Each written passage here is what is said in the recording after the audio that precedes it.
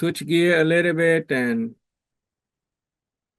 use a common sense perspective in talking about the good seed within us.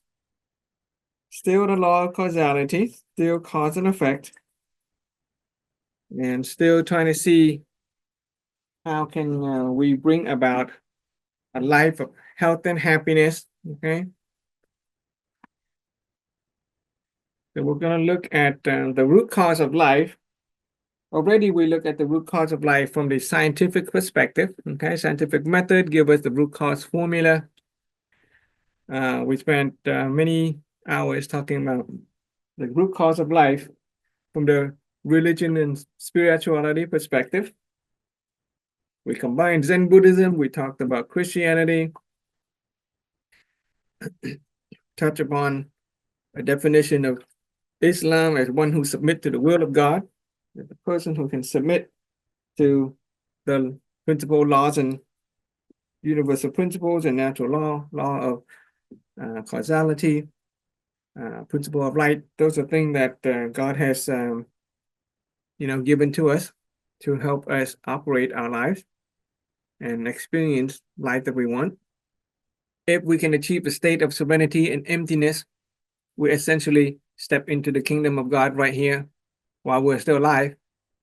And when we die, when our body breaks apart and we maintain that energy state, we cannot bring the body with us, but what we can bring is something that does not change over space and time, maybe our soul, maybe our energy, then we'll go to a better place. Okay? So we're going to talk about the root cause of life from a common sense morality perspective. Let's write this word down. Physical, material,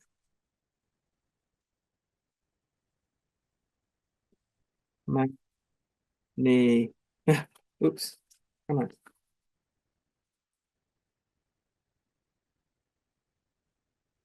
Okay, let's try again.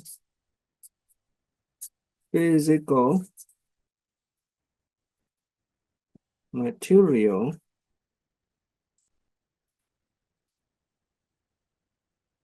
manifestation.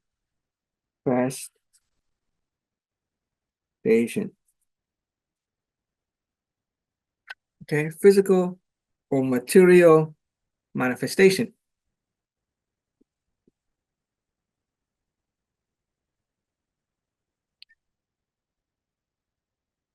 In the world that we live in the physical world, everything that we can see, touch, feel, measure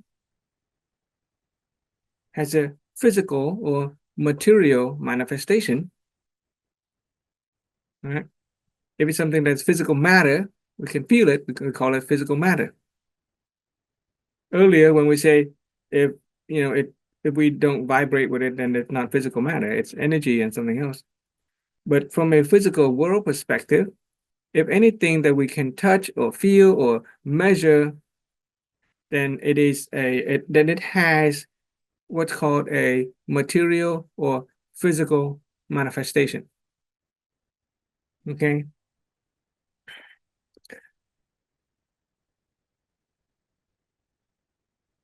Why does something has a certain physical manifestation and other things have a different physical manifestation?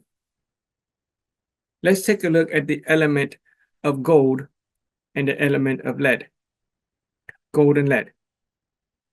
Gold has a certain physical or material manifestation that is different than the element of lead.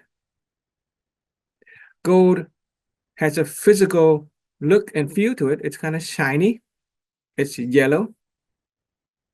Lead, on the other hand, has a material manifestation that is kind of dull, maybe grayish.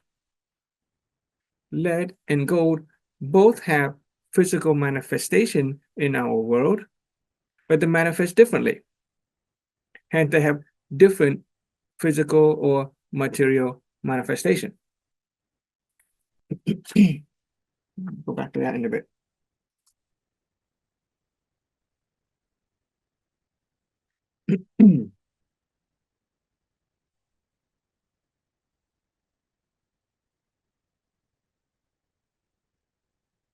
So on this corner, what we're going to write is the physicality, which is a short word for physical and material manifestation. Physicality. Okay. Lead and gold. It has a physical or physicality to it. Physical or material manifestation.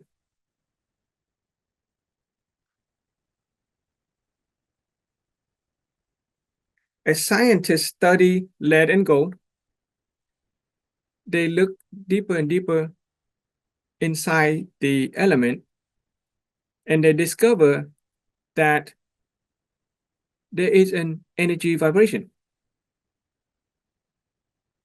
They notice that all element has a certain unique energy vibration that give rise to the physicality. Gold has a unique energy vibration that gives it the shiny and gold look to it. Lead has an energy vibration that gives it a dull or grayish look to it. So inside every material object in our universe, there is an energy component. Okay, energy component. When scientists look at a star that is from far, far away, they don't have to touch the star. They don't even have to go to the star. All they have to do is measure the energy vibration of the star, and they can know what the star is made of. They can look at a planet from millions of miles away, and they can tell if the planet, what kind of element the planet has. Does it have a lot of iron? Does it have a lot of other elements? Helium, oxygen, hydrogen? Because they can detect the energy vibration of that element. And by knowing the energy vibration of that element, they know the physical material manifestation. When scientists and engineers go digging for raw material like the precious metal or different kind of ore underground, they don't have to dig before they find out. They just use a machine that will send a energy pulse, and then the machine will bounce back, and they will read the energy signature, and they will know that underground there are different types of element within it. They can tell underground if there's gold. They can tell underground if there's lead. They can tell if there's iron and other material. There is an energy component to something that will give it the physical manifestation that we call physicality for short. Okay? And as a scientist study deeper and deeper into the element of gold and the element of lead, they discover that in order to have that unique energy signature, it has to have been arranged in a certain specific way. The element of gold has a certain number of proton, a certain number of neutron, a certain number of electron arranged in a specific way that gives rise to the energy of gold, which gives rise to the physicality of gold. Same thing with lead. Lead has a number of protons and electrons and neutrons arranged in a certain way that give rise to the energy of lead and give rise to the physical manifestation or the physicality of lead. And scientists simply call those arrangement of proton, neutron, electron, they simply call it information.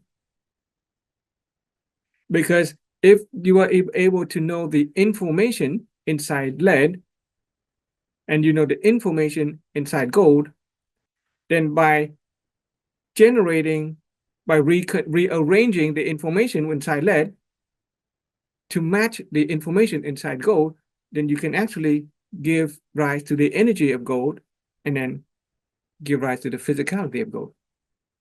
And scientists had been able to turn lead into gold by rearranging the proton, electron, and the neutron inside of lead. This had been done. Okay, and they still continue to do that.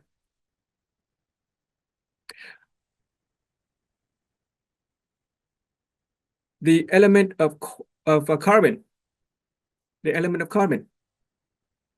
Okay, carbon has different physicality, depends on the arrangement of the carbon atom itself. If you just take common carbon and you look at it, and let's say carbon that comes from wood, you just burn it, you get wood, and you just get coal. Or some rock, you burn it, you get coal, black coal.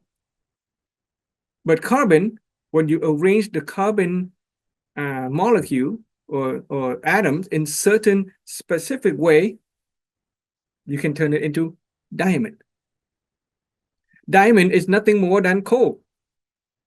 But diamond has been pressurized and rearranged into a specific way that those atoms, that you get the shiny of diamond.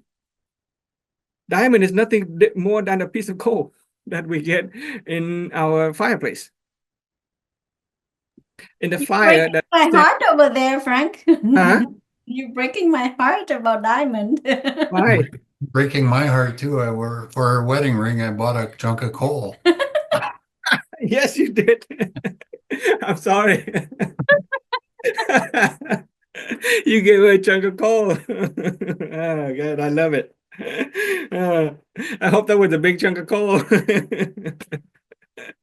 Yeah, I'm sorry. All you got was coal. Yeah, okay. In the flyer that I sent out, my wife I used the image of coal and diamond.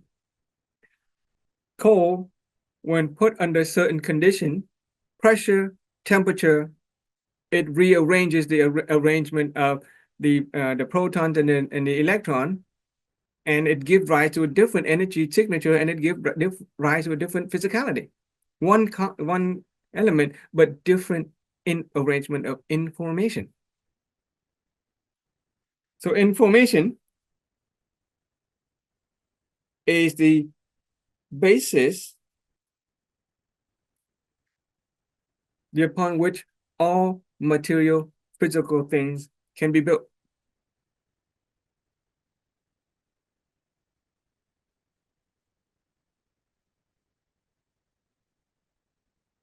Knowledge, right? Knowledge can be like coal. We have a lot of knowledge, we have a lot of words in our head, but under pressure, under certain specific arrangement, compressed within 12 hours, can be transformative. Otherwise, it's just information. Okay. And so all things in the world, so this is the this triangle, it's called the reality triangle. Okay. Reality triangle.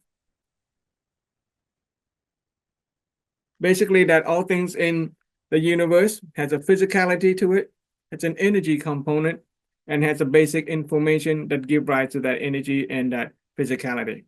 And if all you need to do is change the information, it will change the energy and it will change the physicality. Water that we drink. Scientists can take salt water, rearrange the component, remove the saline, retain the H2O, add in different nutrients, and turn salt water into drinking water. We have saltwater plant. Okay.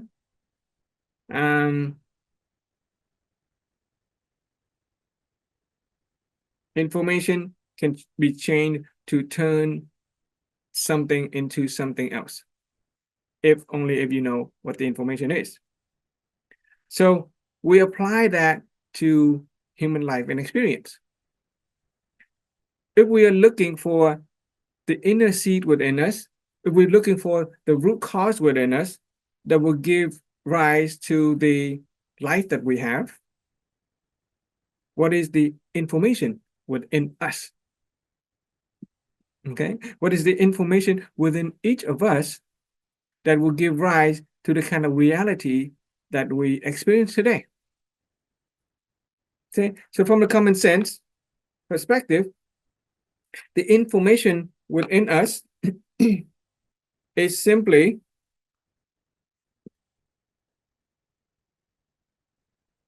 what we know, what we believe, and what we understand.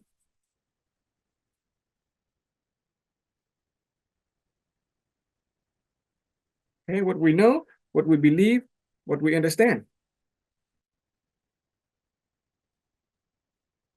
What we know about something, what we believe something, what we understand about something is going to give rise to our reality of that something.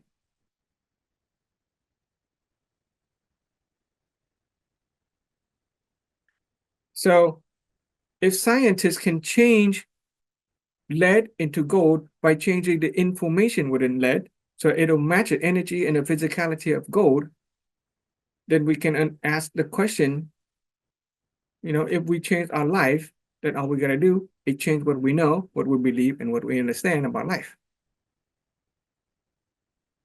So when we think about happiness, do you notice that a happy person has a certain physicality to it that is different from a sad person? We can see it. We can hear it from the voice. We can sense it. So we get to ask, okay, what is it about a happy person? What kind of information that is inside a happy person that is different from a sad person?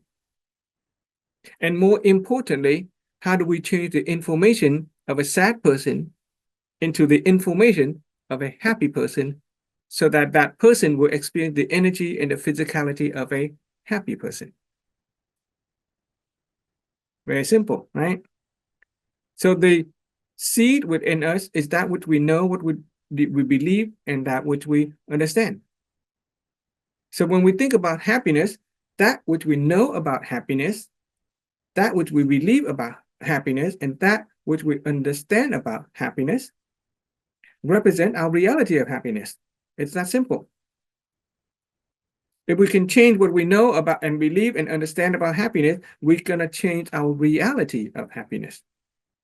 When mentioning health, right, you notice a healthy person look and feel differently than a sick person. They have a different physicality. And so what we know about health, what we believe about health, what we understand about health represent our reality of health. And if we can change what we know, what we believe, what we understand about health, we can change our reality of health. We apply the same thing to marriage. What we know about marriage, what we believe about marriage, what we understand about marriage represent our reality of marriage. Okay? And all we got to do for a person who is unhappy in their marriage to become a person who is happy in a marriage is to change what they know, they believe, and what they understand about marriage. Same thing with finance. Okay? A person who is materially rich versus a person who is materially poor. When thinking about finance, what we know about finance, what we believe about finance, what we understand about finance represent our reality of finance. What we know, what we believe, what we understand, there's another word for that. It's called our source concept. Okay? The information within us about any aspect of life is called our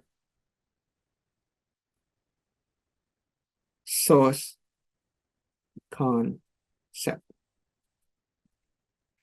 From the source concept, we can build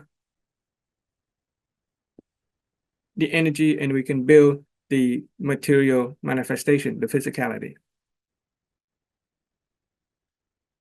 When speaking of raising children, what we know about raising children, what we believe about raising children, what we understand about raising children, represent our source concept of raising children, and thereby representing our reality of raising children. If we want to have a reality that is favorable and desirable when it comes to raising children, just change the source concept. When thinking about investment, okay, what we know about investment, what we believe about investment, what we understand about investment represent our source concept of investment, represent our reality of investment. If the source concept is favorable, if what we know is favorable, if what we believe is favorable, and what we understand is favorable, then the reality is favorable.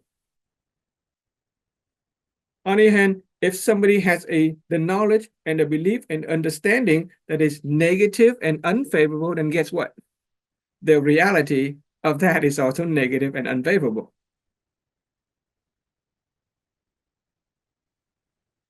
Right? A woman who believes that all men are jerks, who know is going to find all the proof that men are jerks, and she believes that men are jerks, is she going to have a favorable relationship with men? No, because her source concept is unfavorable for healthy relationship with men. If we think about our children and we think they are troubled and we think that they don't listen, and our favorable concept is basically unfavorable to what we really want, then our reality represents just that. It is unfavorable.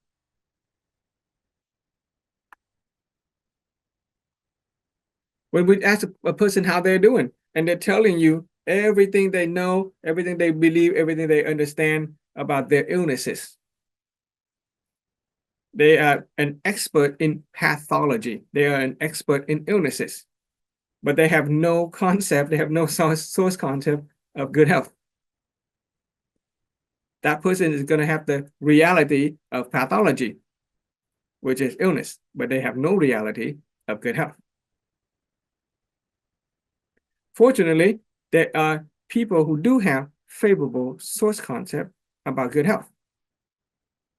The World Health Organization offers a pretty good source concept about health.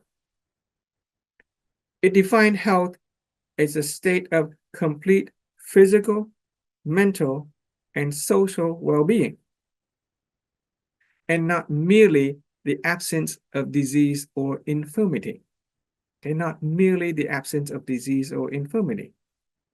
In other words, a healthy person is a person who's not sick. That's easy to understand, right?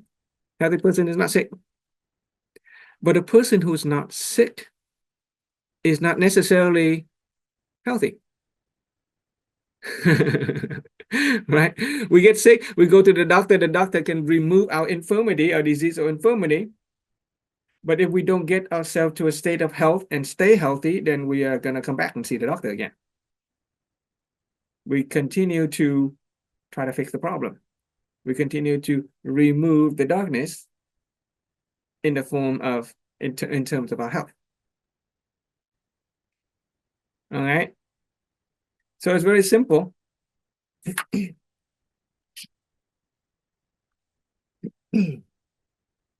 Our source concept, just rewrite it nice and big for us.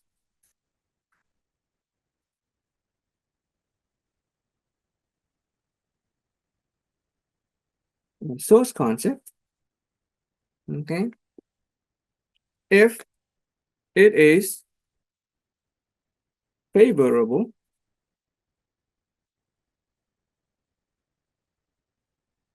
then our life reality is desirable.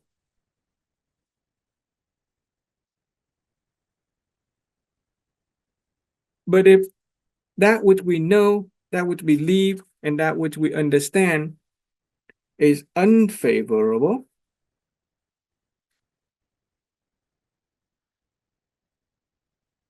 then we're going to get a reality that is undesirable. That's just common sense.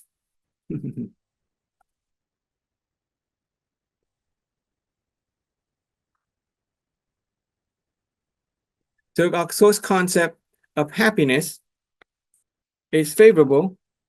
If we know that happiness is favorable, if we understand that happiness is possible, if we believe that happiness is possible, it's all favorable. If we know how to become happy, then yeah, we're going to get the reality of happiness. But if a person goes around and say happiness is a illusion, okay, then what we know, what we believe, and what we understand about happiness is an illusion, then guess what? Happiness is an illusion for that person. They have an unfavorable source concept of happiness, therefore, their reality of happiness is undesirable. No happiness.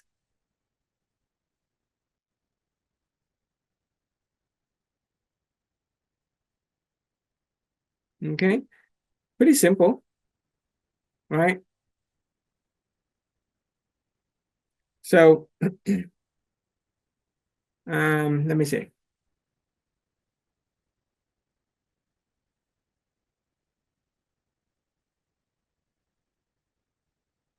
So let's take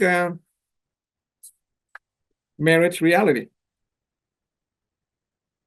Okay, so without marriage reality, or reality of marriage,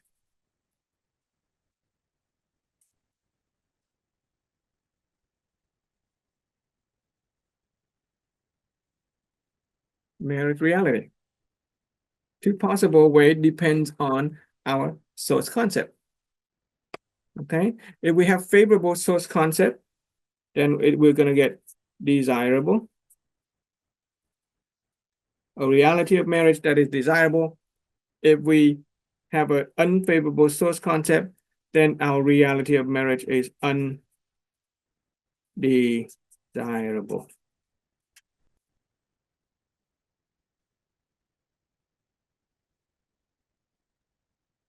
So in order to have a marriage reality that is desirable,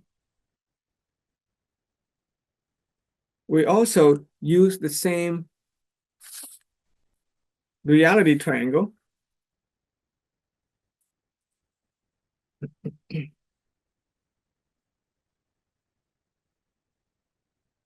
What does it mean to have favorable source concept? Okay, to have a favorable source concept means to have positive images.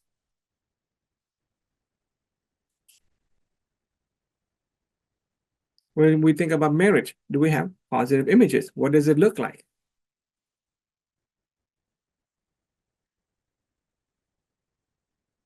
We also have favorable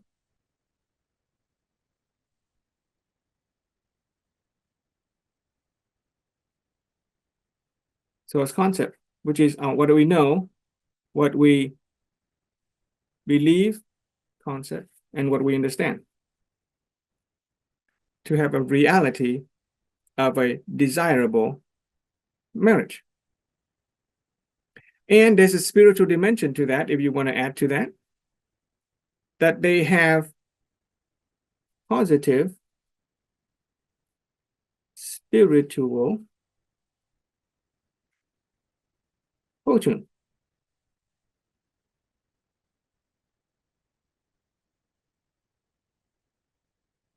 We went through many hours of spirituality when it comes to our energy.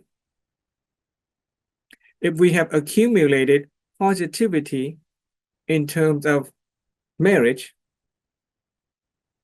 we help other people, maybe our spouse in past lifetime, then we are going to reap the fruit of positivity with respect to our marriage. That is our spiritual fortune. If we have cultivated the seed of marriage in a positive way in our subconscious mind through the operation of the principle, the operating principle of the subconscious mind, if we have been cultivating positive seed with respect to our affinity with our spouse, right? And that seed is going to sprout and give it positive fortune. This is a reality triangle of desirable marriage.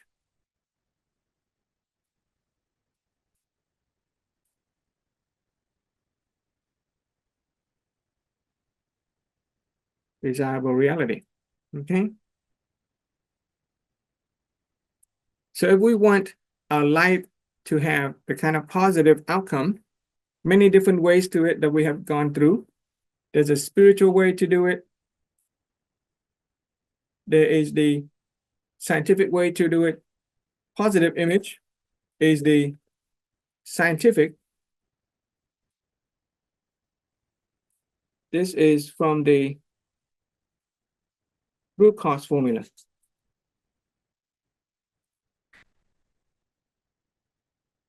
Okay. Positive image. Positive mental image will give us the reality that we want in a scientific approach. This is the religious and spirituality approach.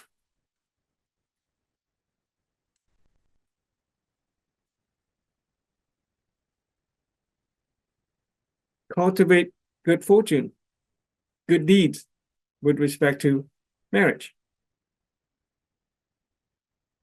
And a favorable source concept, or the reality triangle, is called the common sense approach, common sense morality approach.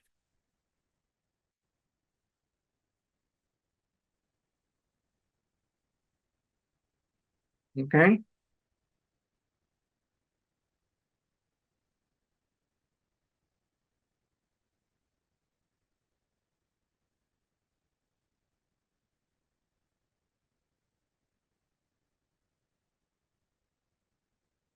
When we look at the when we take the system of references, when we take the formula for the root cause, when we take the religion and spirituality, and we take the common sense approach, and we put into a reality triangle like this,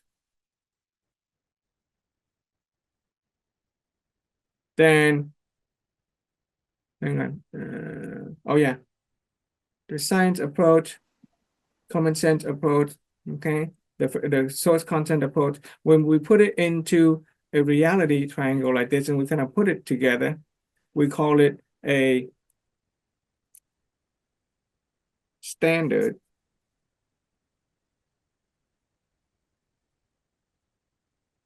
system of references. Reference.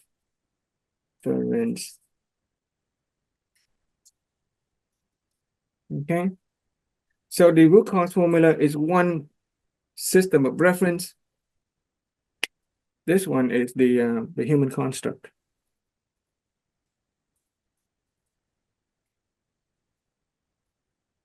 Okay. This one is the reality triangle. The source concept gives us the reality triangle. Okay. Our knowledge, our belief, and our understanding.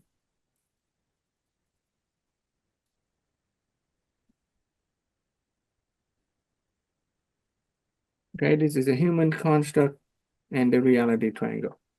So what we have is 1, 2, 3 standard system of references.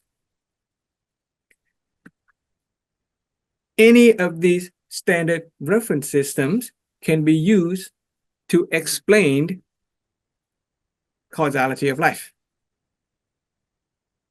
Right? The root cause formula gives us the causality of life. The inner seed within us is a positive mental images, which is made up of the hearing, the seeing, the knowing, and the saying. The human construct is a standard system of reference that help us understand the causality of life, the inner seed within us, from the standpoint of the truth within, from the standpoint of vibrational energy frequency, from the standpoint of the operating principle of the conscious mind and the subconscious mind, also relating to what we hear, what we see, what we say, and what we know. If we want a good life, we still want to hear, say, know, and see positively. The reality triangle is a standard system of reference that shows us that the root cause of our life is what we know, what we believe, and what we understand.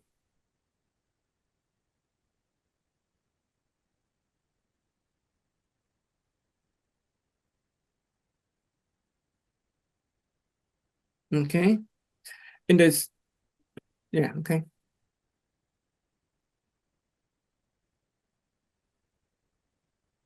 So what we've done basically in this past 2 days is to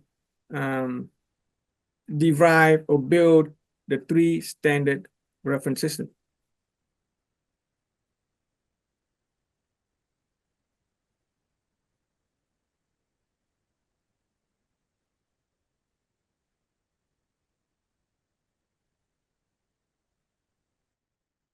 Okay, let's take a look at the reality triangle of marriage. Where is my notes? Hang on. Okay.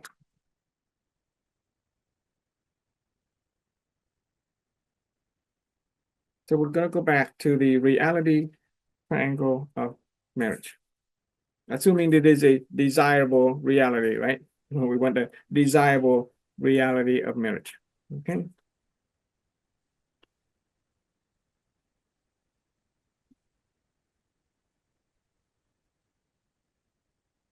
We're going to say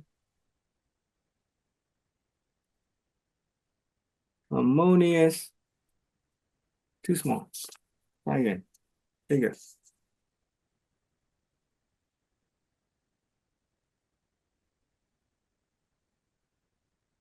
Okay. To me, with this triangle, the top point, to me, is my opinion. The triangle point of view, the top point to me is a mutual respect. Yeah. Okay. Yeah. Good. You're starting to notice things like that. Yeah. I didn't have a successful marriage, but I learned it this way. Yeah. Yeah. Because you know why? Because we're gonna expand this triangle. Okay. Like all things in reality, there's a physicality. Correct. Physicality. There's an information aspect.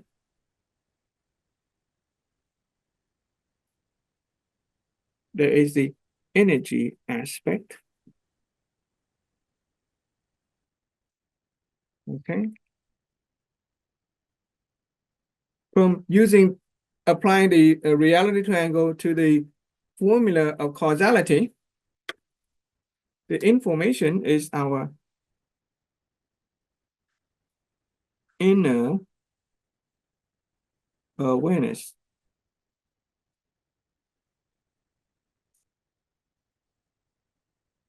If we have an appropriate inner awareness, And if we have a positive affinity, he said mutual respect. That is our affinity with another person. Has to do with our relationship. It is an energy component. The inner awareness plus the affinity give us the outcome or the reality.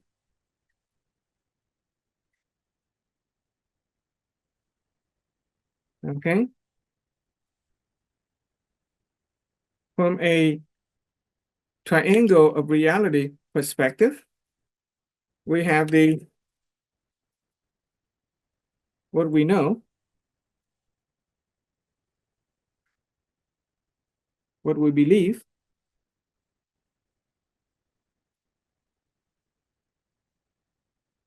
what we understand.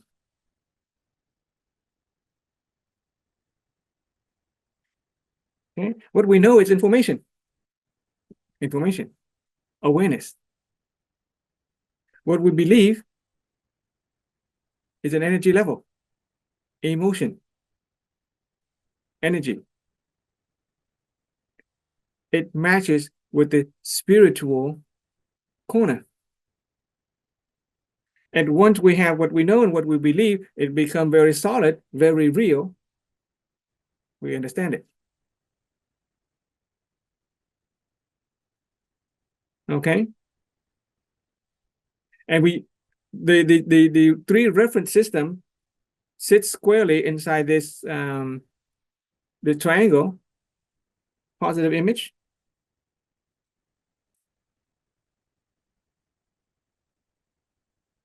Okay.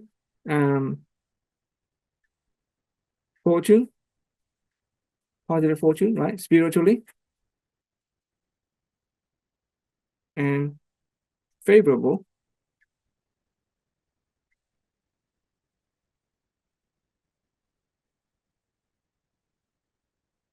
Favorable source concept. Root cause, human construct. We'll develop that even more. Okay, so let's use orange. Okay. Root cause formula. Human construct.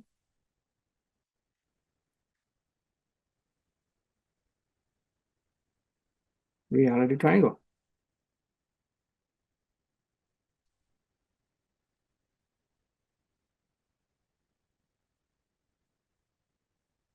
Okay, many different ways that we can build the reality triangle of anything. We happen to say harmonious marriage. We haven't actually gotten into the definition of it yet.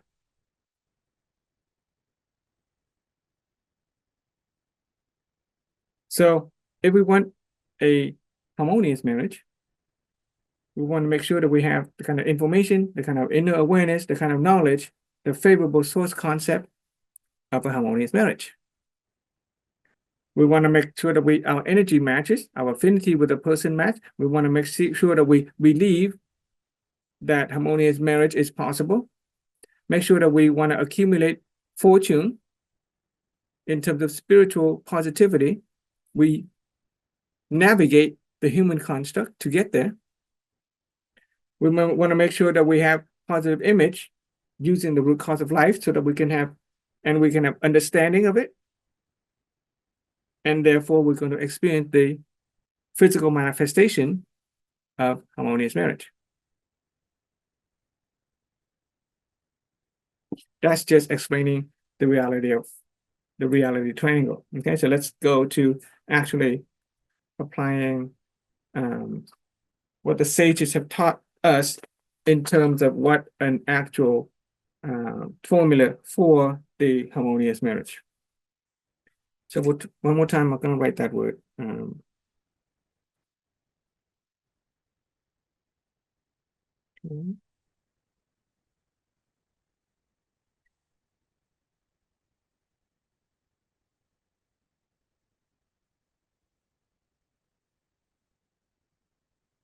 Okay. We'll just label we just label the physicality.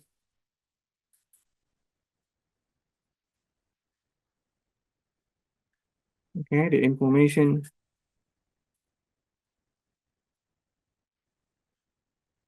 And the energy component.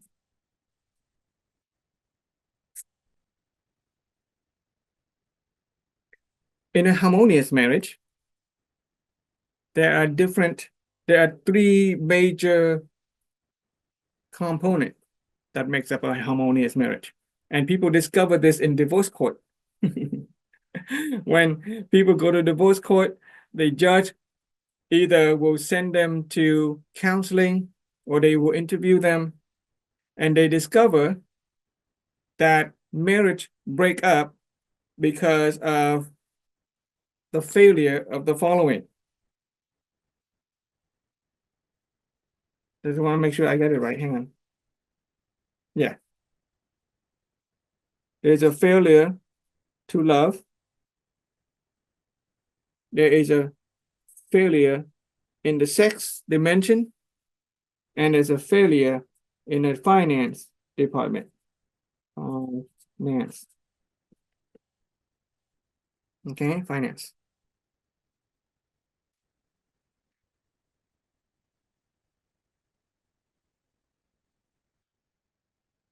And the sages have analyzed and determined that in order to have a successful, harmonious marriage, what you need is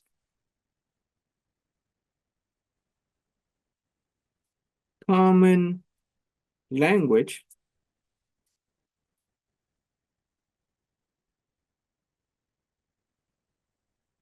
common agreement,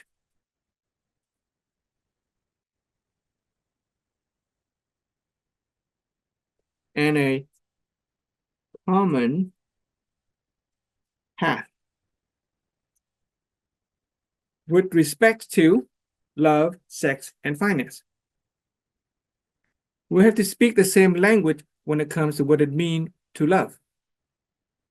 We have to speak the same language when it comes to what it means for sex. We have to speak the same language of finance. Next is a common agreement. We have to agree on what it means to love. We have to agree on sex. We have to agree on financial goal. And finally, we walk the same path with respect to where we're going in love, where we're going with sex, and where we're going with finance. Any failure to speak, any failure in the common path, in the agreement or common language with respect to love, sex, and marriage will usually end up in divorce.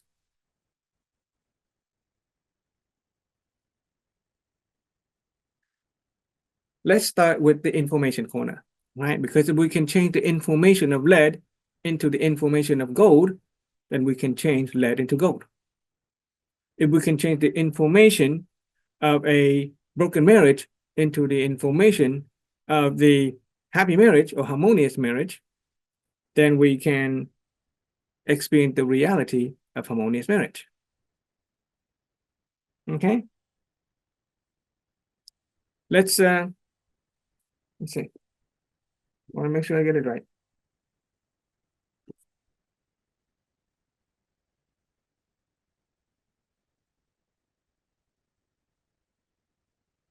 Okay. So when it comes to common language, there are, let's use a different paper. Okay, so we leave that triangle there. We're gonna draw a triangle of reality of a love language. Instead of, never mind. Going to other, yeah, okay. Common language, we're gonna do it right here. There are 5 language of love, common language of love. Okay, they have to speak the same language. There is a book by the an author by the name of Gary Chapman called the 5 love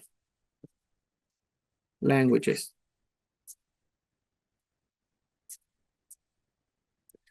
Fortunate for me and my wife, in our early days of getting to know each other, I had read the book 5 Love Languages, and I told my wife, why don't you buy the Vietnamese version of the love languages, 5 love languages, read it, and then send me a Vietnamese version. So at the beginning, I had already had this awareness and perception that we should speak the same language. I had read the English version when I was in the United States. When we first dated, we met each other over a dating website. She was in Vietnam, I was in the United States, and I wanted to be able to communicate with my wife on the same language. So I asked, buy the book in Vietnamese, read it, send me the Vietnamese version as well. I will read it, and then we're going to compare notes. In the book, the 5 love language identify that human beings have different ways of expressing or communicating our love. One of it is physical touch.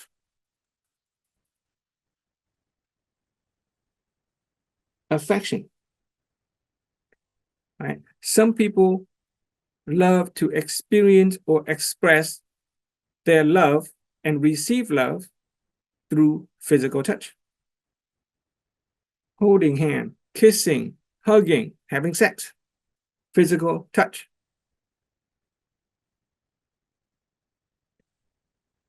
Second language that a lot of people use to express and receive love is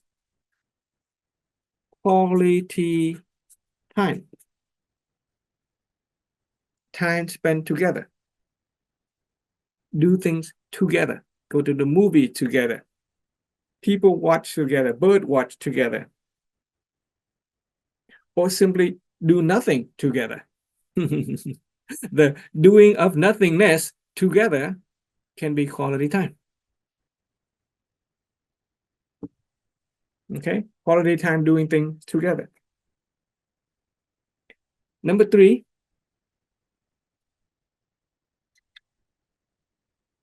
words of affirmation. Words of affirmation. Spoken words. The gift of speech. Okay, words of affirmation. Compliment, praises, encouragement, positive reinforcement, positive word. Some people just enjoy hearing compliment. Some people enjoy giving positive words, positive affirmation, words of affirmation. Number 4, acts of service. Cook the dinner, wash the clothes, clean the house, massages, whatever. Acts of service. It is the act of doing things for people. This is what?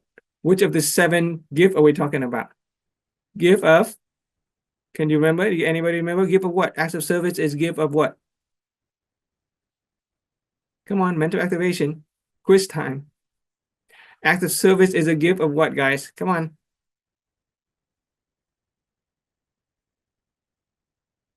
Gift of our body. Kind action. Gift of our hands and feet. Okay, act of service. Doing things for each other. Helping each other out. And number 5,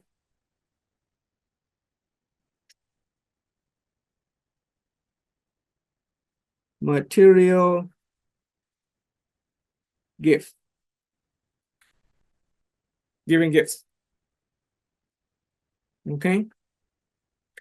Some people enjoy giving gift and receiving gift. The problem is when a couple speak different languages. when they express and they expect love and, give love and expect love in return. A spouse who enjoys having sex would want to have sex. But his partner prefers giving gift and receiving gift, then the spouse who enjoys physical touch will express himself or herself physically, and the other person don't get it. The other person doesn't get that they're being loved because they're expecting material gift. I gave her 2 chunks of coal. She should be happy with Chunks of it. coal. Yeah. For some people, 2 chunks of gold is not enough. For some people, 2 chunks of coal have no meaning if they're more interested in physical touch. For some spouse, spending the quality time is all they need. They don't need coal, they don't need diamond, they don't need sex, they just want quality time. But if the other spouse doesn't get it, the other spouse prefer acts of service. Cook, clean, do everything, express themselves, spending all the time to prepare the dinner, to clean the house, to cook the food, to do everything, acts of service. They're expressing their love, but the other person isn't interested in the acts of service. They prefer quality time. I just want to sit down with you. Some people enjoy words of affirmation. I thrive on words of affirmation. I want to be complimented. I want to be encouraged. But if the other person prefer to stay silent and cook dinner, then I will not get it. So the problem with marriages that break up is not the fact, it's not so much that they don't love each other. When we interview people, the couple, they both have the sense that they have to give more love than they get love in return. That's the problem. They always feel that it's unfair, that they are the one who is giving love and not receiving it in return. That they are expressing themselves physically or trying to do quality time or trying words of affirmation or acts of service and material gift, but the other person isn't getting it. They are not appreciating, they are not honoring or grateful for their love that they are receiving. And the other person is doing something that is not compatible with them. And so people go separate way, not because they don't love each other, but simply because they don't speak the same language of love. That's kind of sad. And so with my wife, me and my wife, we cheated. We cheated the process of getting to know each other instead of spending a lot of time trying to figure out what she liked, what do I like, and that there are a couple who go through years of dating and breaking up and coming back together and never quite figure it out, thanks to this short formula and a little assessment at the end of the book. If you read the book, at the end of the book, there is an assessment. You answer a bunch of questions, and then you can identify which of your language is your top one. Number 1, number 2, number 3, number 4, number 5, you list it in order. So my language is physical touch and I quality time and I words of affirmation. I'm not interested in gift. Me and my wife, guess what? We're not interested in gift. Yay, that saved us a lot of money. No, real coal instead of diamond coal. Yeah. So we are fortunate by eliminating one of the needs for love expression. We eliminate the material gift. It turns out that the top 3 is very similar. My number 1 is for her, and she's number 1. I think this is her order: physical touch, quality time, words of affirmation. For me, is physical touch. I think my words of affirmation is number 2 and quality time is number 3. And I think we match number 4, acts of service. So we match almost 1-to-1. And so we have pretty good time. Vibrational energy frequency match. When we have a common love language. That's it. Gary Chapman is the author. Okay. By I think Gary Chapman. Yes, that's Gary Chapman, correct. Yeah. So you read it already? Do you know? Yes, I did. Okay. Fortunate for you. Okay. Give the gift of possession. Give other people that book. We're That- very similar, like you two. We eliminate number 5. yeah. Okay. I just made my list of which order I would put it in Oh, okay. Awesome. as you were talking about it. Yes, When we and first very dated, similar to yours and your wife's. yeah. When we For me, first dated, the yeah. physical touch comes with quality time first, and I don't mean watching TV. I mean Yeah, actually being quality time with each other. Yeah. with each other, and then words of affirmation that builds up to the physical touch. Yeah. Yeah, that's the way I looked at it. When it comes to words of affirmation, that is, the speech, the gift of speech, you can tell people things that not only make them feel good, but make them realize the potentiality. Yeah. My wife appreciate me. At first, she was kind of not a lot of confidence with public speaking, a lot of stuff. But in my interaction with my wife, I was able, through words of affirmation, help her feel good about herself, feel all confident about herself. There's no greater feeling than a sense of confidence and belief in oneself. Yes. Right. And when at the beginning, I remember at the beginning when she would say something that is self-defeating, and I say, "Who are you? You have no right to put down my wife or girlfriend." That's what I say. Right? You do not have the right to put down my wife or girlfriend. She was my wife and girlfriend. I was stern, but that is my, that's my my way of words of affirmation. You stand up for the ones you love. Exactly. Even from the one that is, even trying to put her down, which is herself. Okay. That's words of service, and that's words of affirmation. Okay. So that's a formula for the common language. Okay. And when we, at the beginning, when we first dated, the first few, I went to Vietnam to meet her, and the first day or two, it feels very awkward. Okay, we're still not sure what the other person want, not sure what if they like us or not, and it was very awkward, and it was kind of really awkward. There was an ice wall. It's called an ice wall.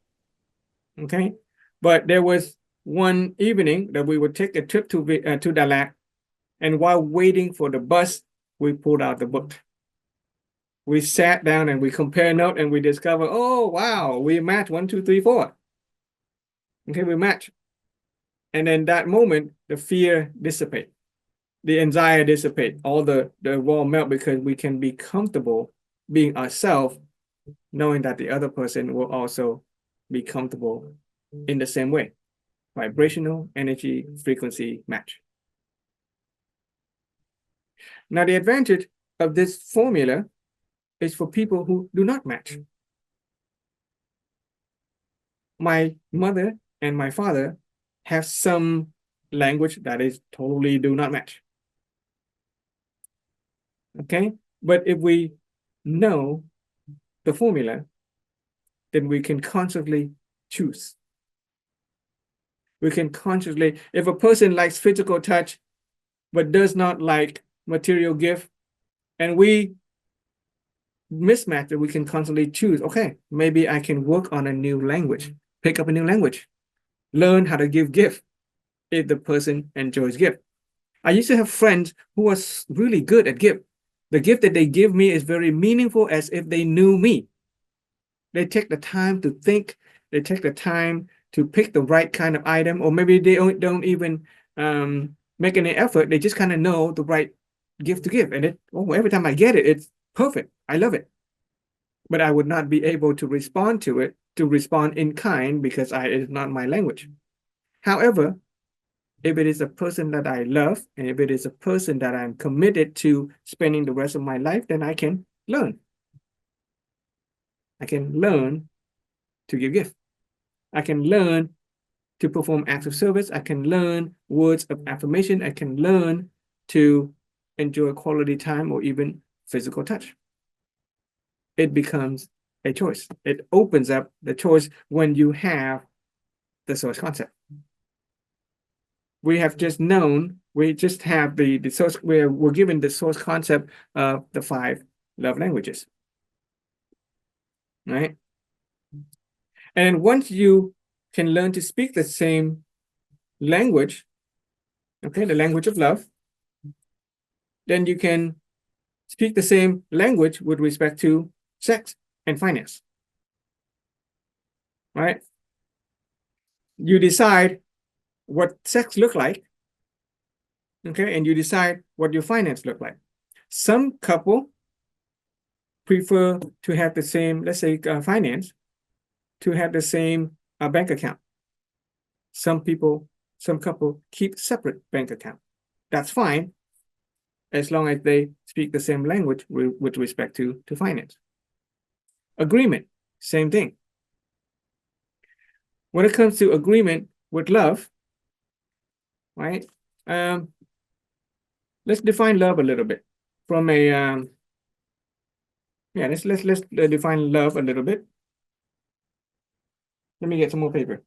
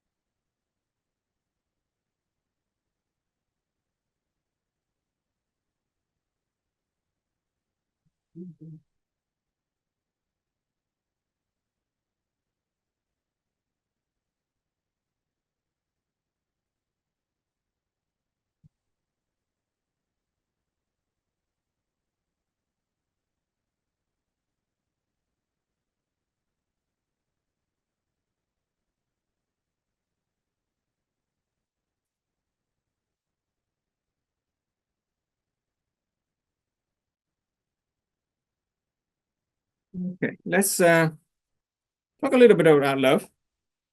I haven't spent a lot of time to study on love because I haven't find a immediate need for that.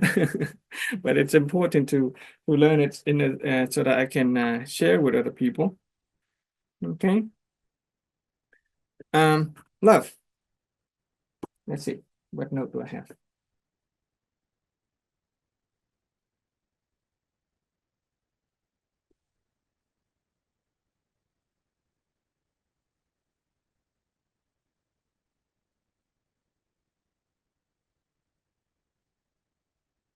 Let's take a quick look at love from an integrity perspective. Okay. Gonna approach it from an integrity perspective. Remember integrity? That big house of holistic health. It is a central, we'll get back to that later. It is a central candle that ties everything together. Okay. Love from an integrity perspective is the word humanity. Or humane. Get it? Humane.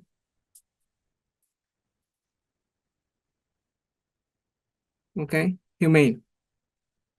To be human, to be humane is to express loving kindness.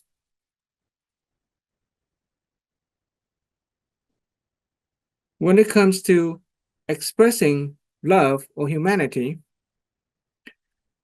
it has to do with providing for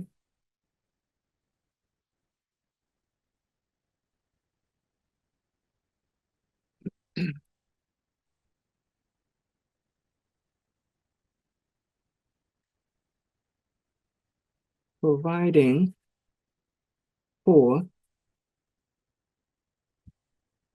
okay,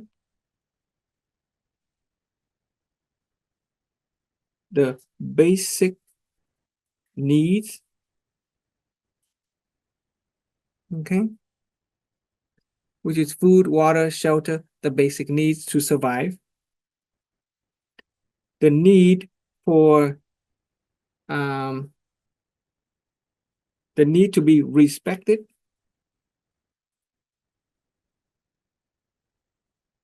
okay, the need for respect, the need to express oneself, okay, the need to build social connection,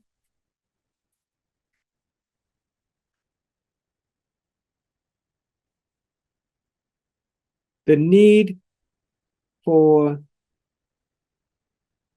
basic need for self-respect, the need to express oneself, the need for social connection, and the need to give. Remind me if there's another one. I think there may be another one, but I can't remember. Yeah, there's 6 of them. What's the last one? I know last one is number 5 to give. Phụng To sự, give, right? Huh? phụng sự, like to give, cho đi với phụng sự. Cho đi thì phụng sự the same thing. Yeah, I think it's in here. I think I have it. Accountability, human. Okay, personhood. There we go. I think I have it. Okay. Respect. Is this out Okay, of the the book? basic, the need to be valued. Yes, Okay, yes, so yes. basic needs, one need for safety. Okay, Safety, basic yes. needs and then safety. Okay, so one, two, This is core safety. needs. These are 6 core needs. Oh, Okay.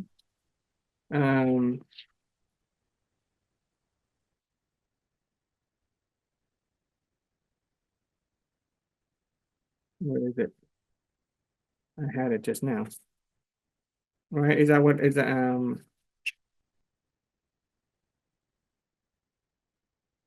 Basic need for safety, value, respect, which is value. Okay, it's the same thing. Need to be value.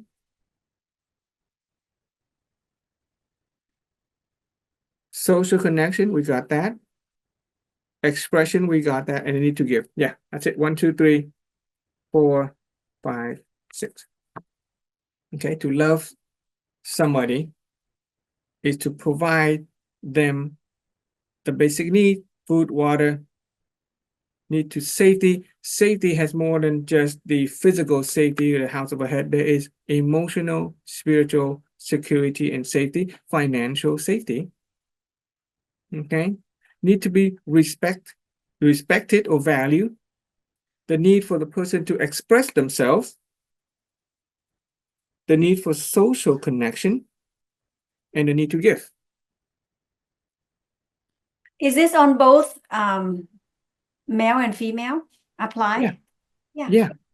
Either side, both sides. it's a Here's relationship. another thing. Yes. Here's another thing. In order for a person to truly love another person, they have to love self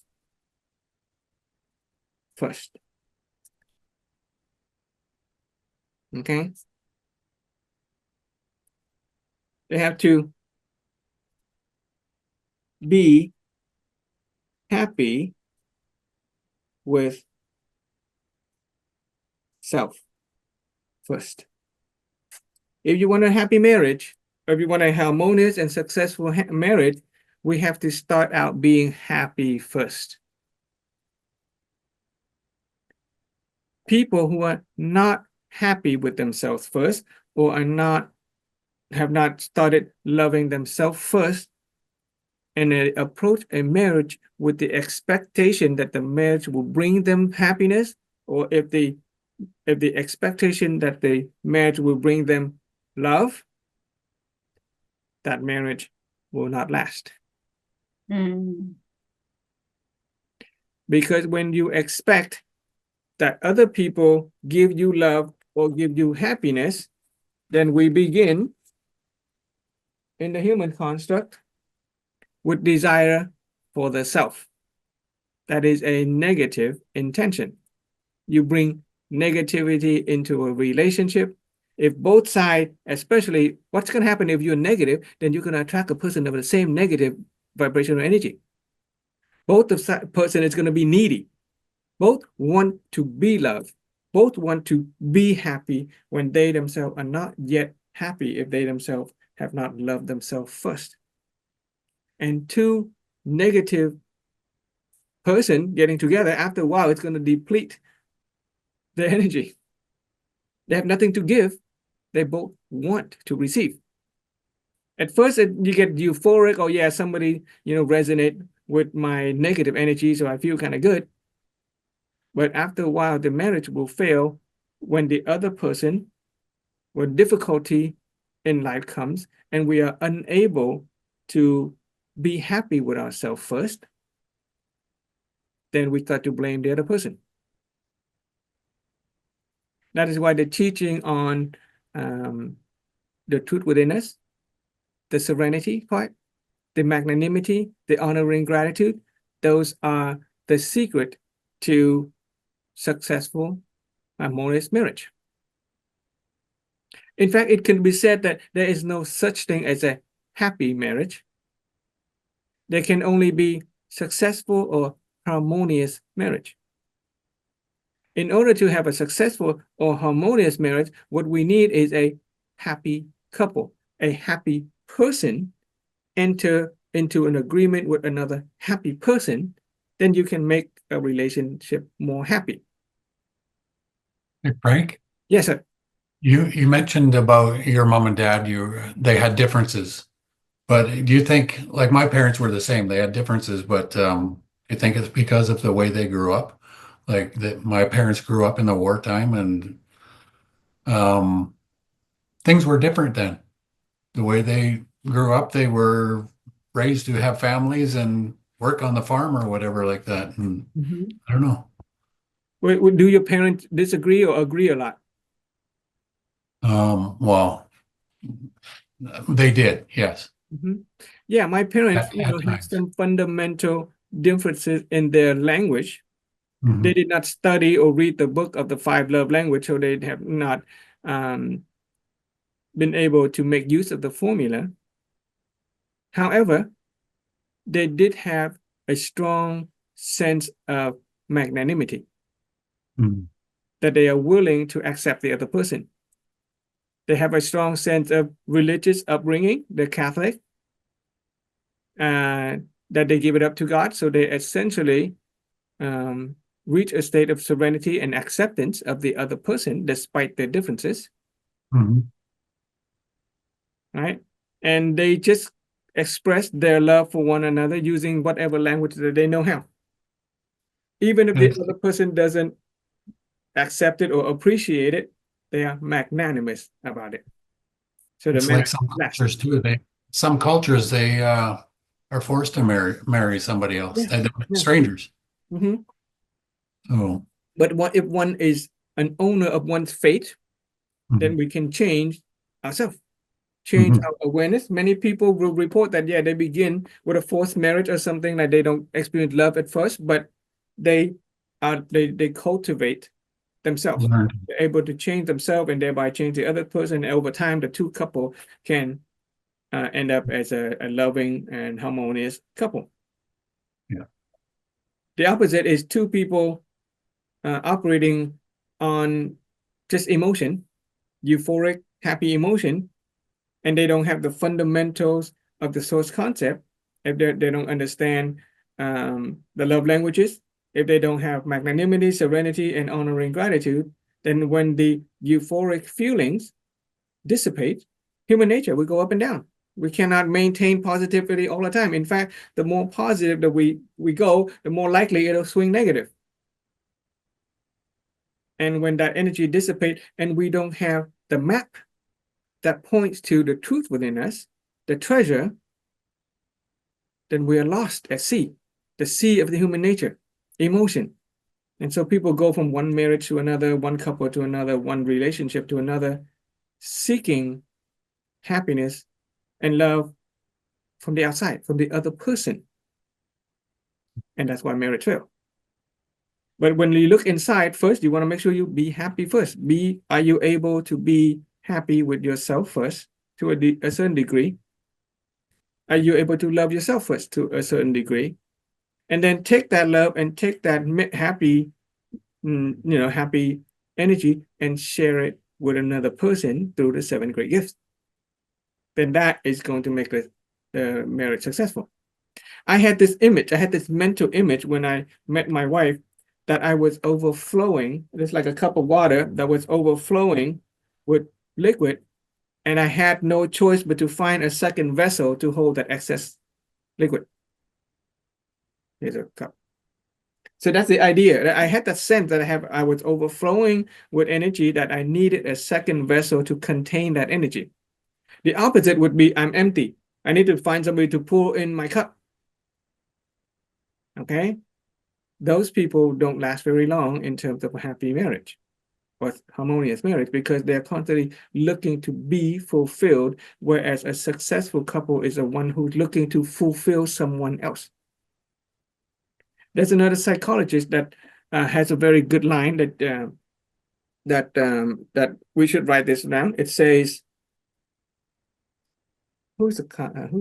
anyway, the psychology book is it's called, I think, The Road Less Traveled. The phrase "the road less traveled" come from a Robert Frost poem. Two roads diverge in a wood, and I took the one less traveled by, the less traveled road, and that had made all the difference. But the book is called The Road Less Traveled, and in it talks about psychology of relationship and marriage. And it says that something along this line. I'm just going to paraphrase it. Marriage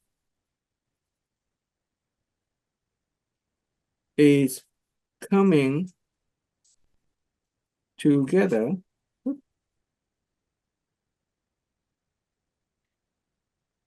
I'm going to retire this pen real soon. It's running out. Marriage is coming together for mutual spiritual growth. Okay? Marriage is coming together for mutual spiritual growth. Another way of pointing to that map of the human construct. Your spiritual fortune, spiritual growth. Make each other happy so that you can experience the positive outcome of happiness. People who enter into a marriage expecting to be happy, I see many people doing that when they go on the profile and stuff like that. They look for people to make them happy. You should write a profile. In fact, another one. I'm so fortunate. I'm so fortunate to have able to employ some of these formula even before I was exposed to this knowledge. I had a clear mental image about what the other person looked like, a sort of a spiritual image. In my dating profile, I wrote down, I want a woman who is sensitive, but not a drama queen. You get that, right? I set limitation. She should be sensitive to emotion, but she's not a drama queen. I want a woman who is confident, but not arrogant. I have this 10 things that I wrote down. I set a limit of what she should be and what she should not be. When I first met, my wife was complaining, you are so ridiculous, you are so unreasonable. Nobody can match what you demand, right? That checklist, that demand, nobody can meet your demand. I say, well, guess what? You just did. Right? Yeah, you just did. Okay. You checked out all those lists, but you didn't even know it. A clear mental image, a favorable source concept, a energy vibrational match. Okay, so let's see if we can fill that into that triangle of reality. So that's another aspect, right? So with a harmonious marriage, if we want a couple, a spouse that is, a match for it, a good match, you do want to have clear, positive image. When we ask, let's say a woman, what kind of man do you want? And she say, a man that does not beat me, a man that does not cheat on me, the man that does not, mistreat me. She doesn't have clear positive image. Or she have a clear negative image. Yeah, Guess clear what? negative. Yeah. Right. Have you ever heard of that? I want a Mhm. man who does not beat me, does not cheat on me, does not treat me poorly, or negative image. Yeah. No, those people, we should teach them to have clear, positive image. He's loyal, he's loving, he's kind, he respects, and all those clear, positive image. And a person should have clear, positive image about themselves too. Because you forget when we have a clear, positive about other person, but we maintain that energy of desire and the need for that, then we are essentially, what's going to happen is that you create a positive, beautiful image of your ideal person, but you are not a vibrational match for it. Because Basically, if you saw somebody struggling in their marriage, you'd ask them to write 5 positive things about that person. yeah, Start there. yeah. Those are how counseling works. Yeah, Yeah. that's how marriage counseling works. So Mhm. clear, positive image, and then you're gonna need a, obviously, it's gonna say vibrational energy frequency match. Okay, that is from a spiritual, energetic perspective, and you're gonna need favorable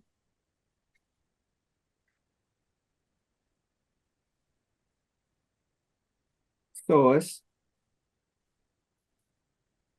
concept. I want to repeat that part. We can have a clear, positive image. Cinderella can have a clear, positive image of her prince. But if Cinderella is needy, if Cinderella is incomplete, if Cinderella is unhappy, then her prince will never stop by. The prince is out there, but he will never stop by because she is not a vibrational energy frequency match for the prince. That is the biggest mistake that a lot of young women make nowadays. They have a desire for the certain man. Same thing with the men. They have a desire for the person that they think will be an ideal mate, but they themselves don't deserve it. So if you want a prince, become the princess. Yeah. Yeah. Cinderella had to become the princess in order to meet the prince. She didn't come as the Cinderella, right? Right? Cinderella had to become the princess. So if we are looking for our mate, anybody who's reading this, you have to become a vibrational match to attract that mate. Okay, so we can shift our, when it comes to, attracting a mate, and we can do this even while we are in a marriage relationship already. Instead of seeking, we want to attract. Okay, so instead of seeking, we want to attract a mate. What that say is that become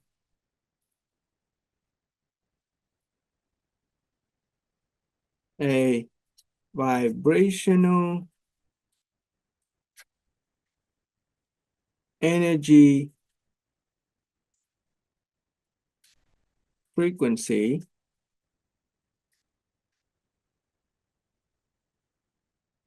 match. Become deserving of the person that you want to attract. Become the princess if you want to attract a prince. Become a prince if you want to attract a princess.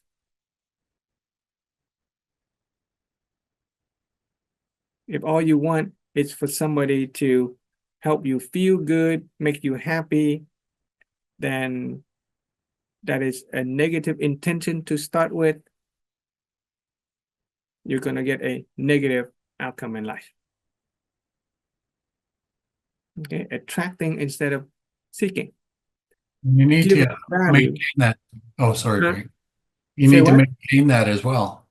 Like Yeah. just you attract them, but Constantly, yeah, maintain an energy frequency match. some people get married, they act like a prince when they get married, and then things change. Yeah, And yeah. you need to maintain that same level of frequency. yeah. And people look back at their marriage, and some people say, "Oh man, the best day of my life was my wedding." That's sad. That's pretty sad. If your past is better than your present, that's pretty sad. My wife and I, we don't even bother celebrating anniversary. Too much trouble. Because every day tend to get better and better. The present is pretty good. Yeah. We're fortunate that 365 days of the year is almost like anniversary. Birthday is almost like every day, so we don't really bother with those special birthdays and anniversary, because our each day seems to get better and better. We get to enjoy our present being better than the past. Okay, let's see what else. Okay, so there's also the dimension of sex and finance. Okay, when it comes to finance, study the WIT's mastering finance. Okay, make sure we have a budget. A family should have a budget. For us, we have 6 or 7 different account budget for use in different purposes. Let's just take a quick look about budgeting.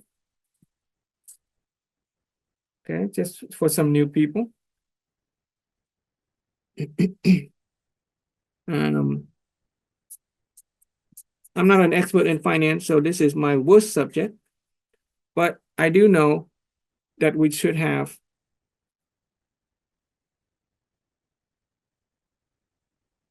common language,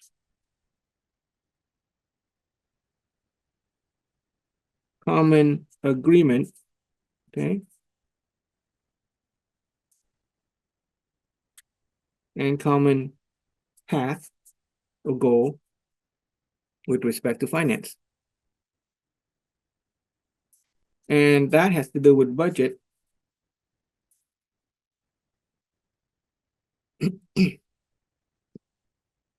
Obviously, we're going to have a budget for the, let's see, do I still have it? I don't remember the numbers, so let me look at the actual numbers.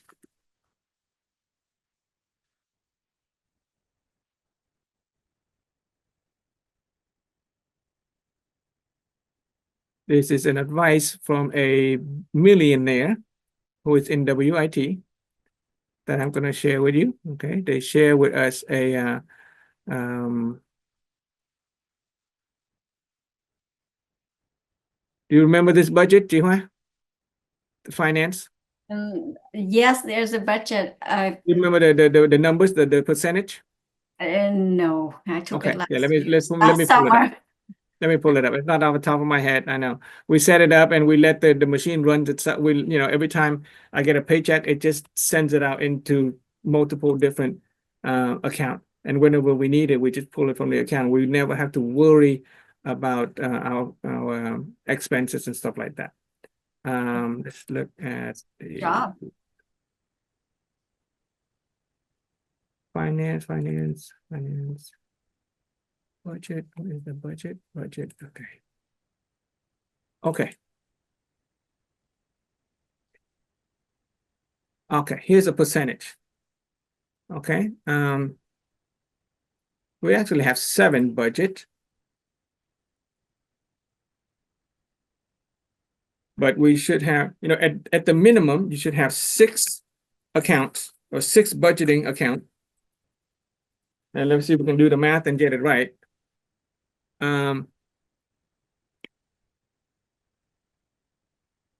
Since we are talking about personal development and we are, trying to improve our life, let's start with number 1 being personal development.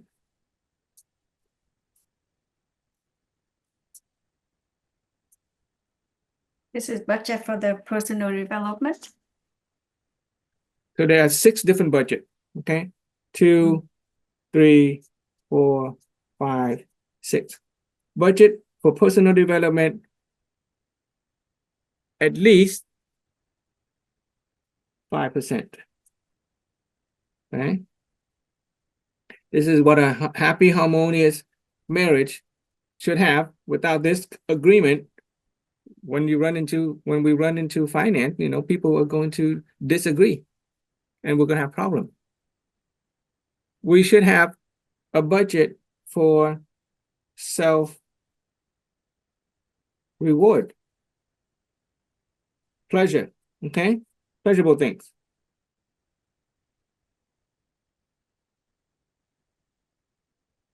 %5.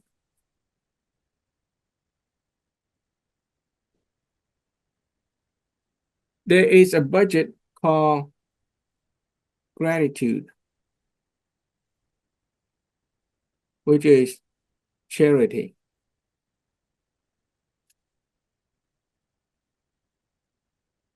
About 5%.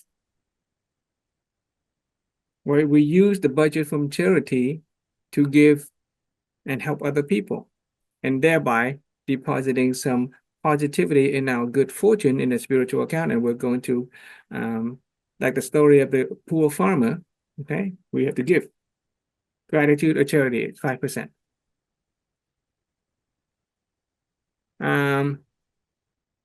What else? There is budget for fixed cost, right? Stuff that happens every month, every week that we have to pay for. There is a investment. These are money that we are going to put into any investment account in anything that will give us financial freedom. Okay.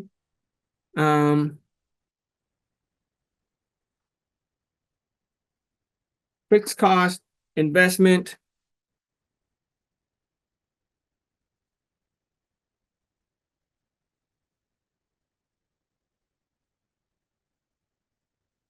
And things that are unplanned.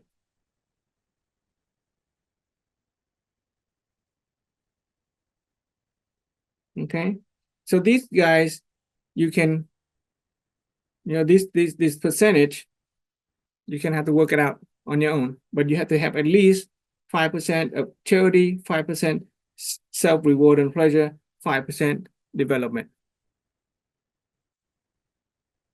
For some people, a lot of fixed costs, okay? Investment, you can call it value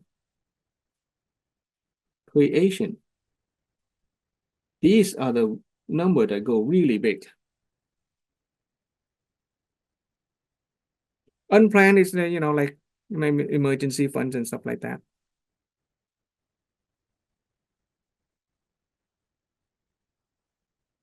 Yeah.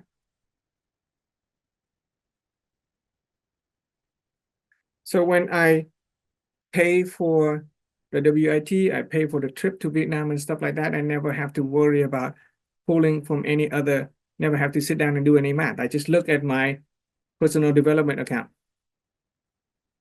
And I say, oh, boom, okay, I have enough money to go to Vietnam this year. Done. Whenever somebody needs help, they have to pay for the cancer.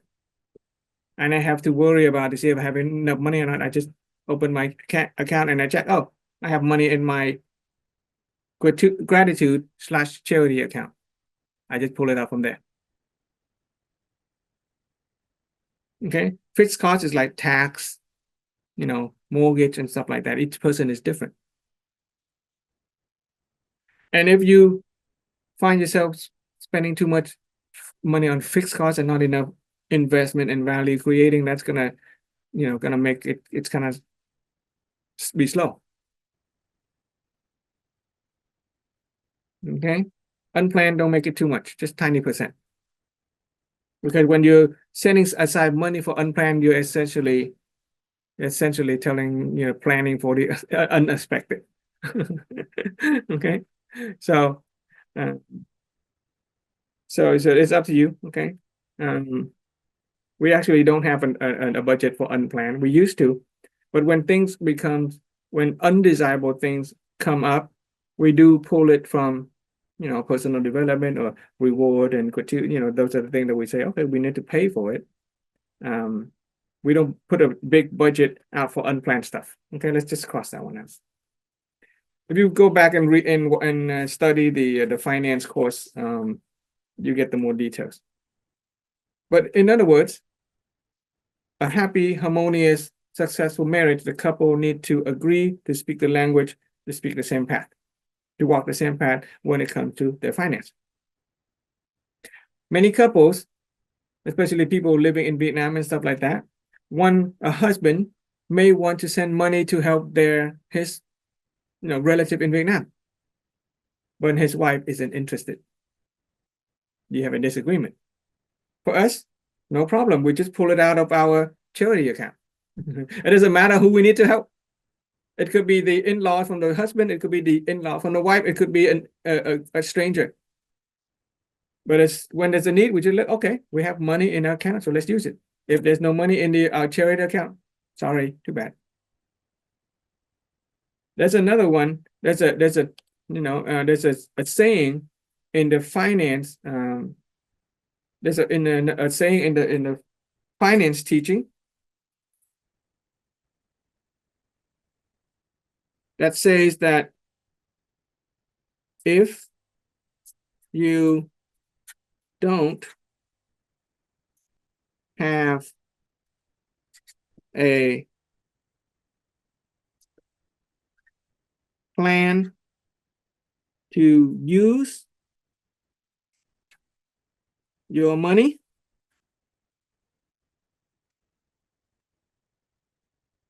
someone else will use your money. This happens a lot.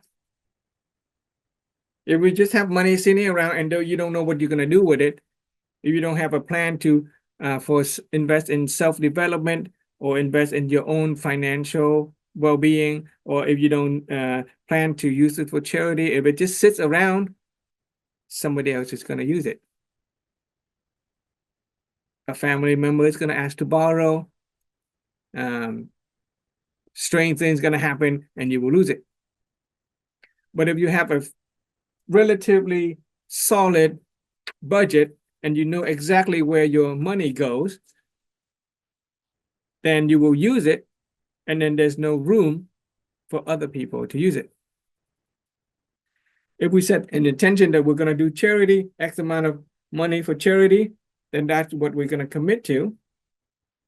And opportunity will open up for us to use those money for charity. If we set an X amount of money for personal development, learning courses on inner being, opening awareness and perception, then opportunity will open up and we will use it. If we have no budget for personal development, then that money is going to flow and it will disappear in some other ways. and we have no budget at all, somebody's going to try to borrow it and take it from you. Yeah. Reward and pleasure raises our inner vibrational energy. Make us happy. Reward and pleasure, right? We treat ourselves well, and so our life is going to get better. With gratitude and charity, out of the energy of gratitude, we help other people and thereby deposit positive seed into a good fortune account. Our life is going to get better. Personal development, raise our inner awareness, raise our capability. Our life is going to get better. But as long as the husband and wife have the same language, agreement, and path with respect to where we're going in finance, then there will be no problem. Okay. I think my wife has been investing in a startup with a bunch of wit people. Okay, we're putting our money into a meaningful, what's that phrase? Okay, what you want to have a have a plan for meaningful use of money. Two statement. If you don't have a plan to use your money, someone else will use it for you. If you have a plan for the meaningful use of your money, we will attract more money.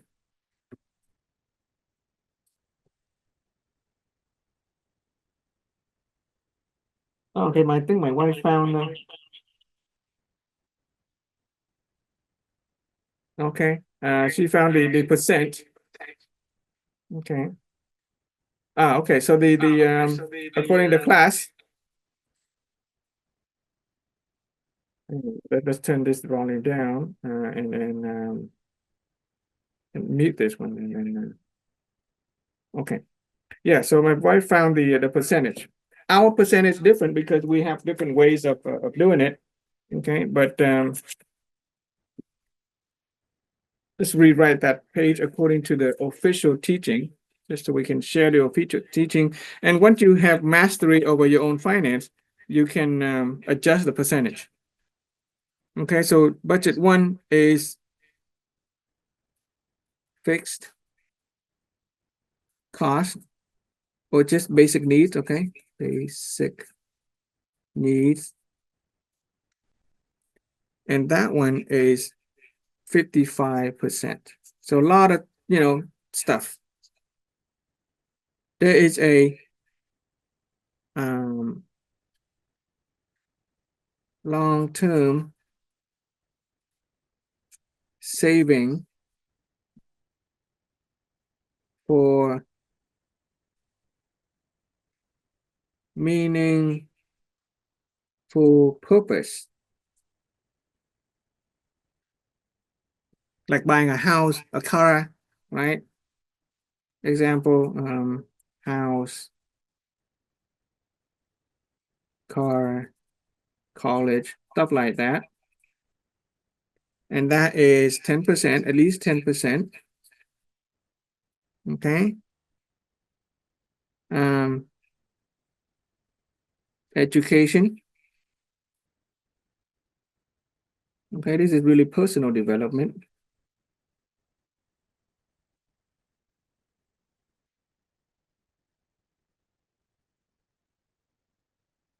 That is 5%.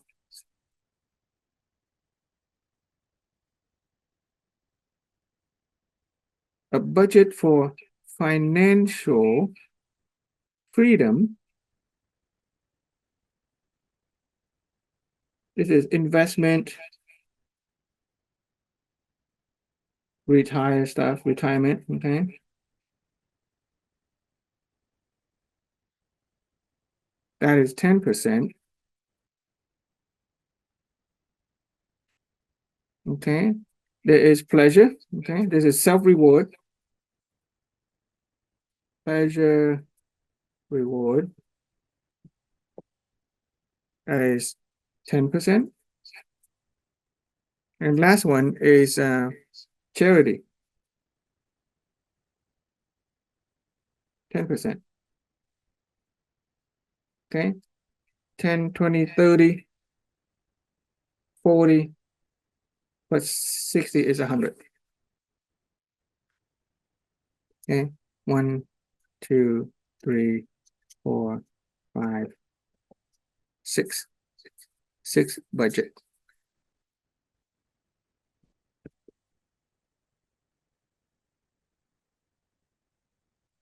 It is a map. Okay, that help us navigate our finance. And obviously, each family is going to be different. Okay, our fixed costs may be different. Our long-term saving may be different. Okay, our financial plan for financial freedom may be different. Some people are okay with becoming financially independent in 50 years or 20 years. Not 50 years too long. 20 years is still too long. Okay, I think my wife has a plan to become financially independent, financial freedom in about 3 to 5 years. Okay, we're going from working full time to hopefully becoming free with money and time in about 3 to 5 years. It's important to reward yourself and experience pleasure. Okay, science has shown that if we don't go on vacation at least once a year, we will stress out. Okay, it'll affect our mind and our body. So yes, go on vacation. And if that vacation involves going to a graduation conference in Vietnam, yeah, so be it. Combine our education expense with our pleasure expense. Yeah. That's the money part of the happy marriage. Harmonious marriage. There's no such thing as happy marriage. There is only successful, harmonious marriage. Okay, I think that's all I have for marriage. Thank you. Thank you for sharing that. Yeah. Let's see, anything else? Detailed about finance as well. Yes. Mhm. I think I'm going to call you AI Frank. Why? Instead of calling Alexa or Siri, I'll Call call Frank? Frank. Okay. I think I'm okay with marriage. Okay, we're pretty successful in that. We're still working on our finance and many other things, including our inner awareness in terms of our mental health, physical health. We're still working on that, but I can confidently say that we can share our reality of marriage. Okay, like you guys, wife and husband on the same path of education. Oh, that's wonderful.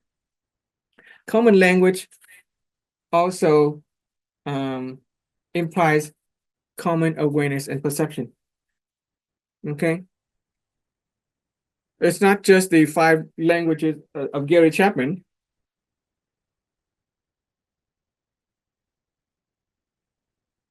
But it is really the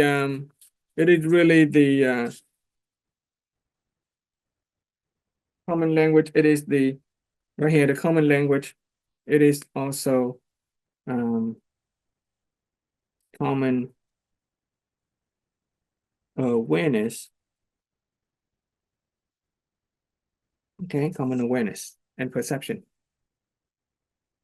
If you have common awareness and perception, it's going to be more simple to speak with each other, more simple to get your point across.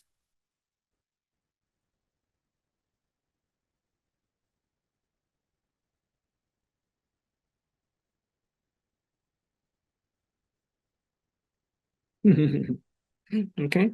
I have a formula for attracting a desirable mate. I'll just read it to you. Okay, I'm not gonna write it. Well, why not? Let's just write it. Because I got this from the sharing of the ladies who are sharing the art of love. Have you been getting those the art of love? Diệu thuật yêu. The art of love. Applying this principle to marriage and relationship, and this is a formula for attracting a desirable mate. And you can maintain same thing. Formula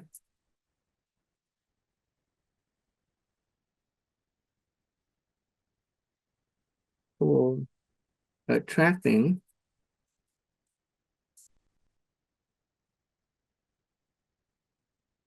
desirable mate. But it could imply is a formula for maintaining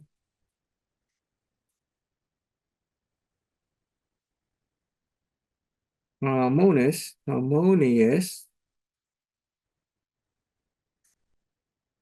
marriage.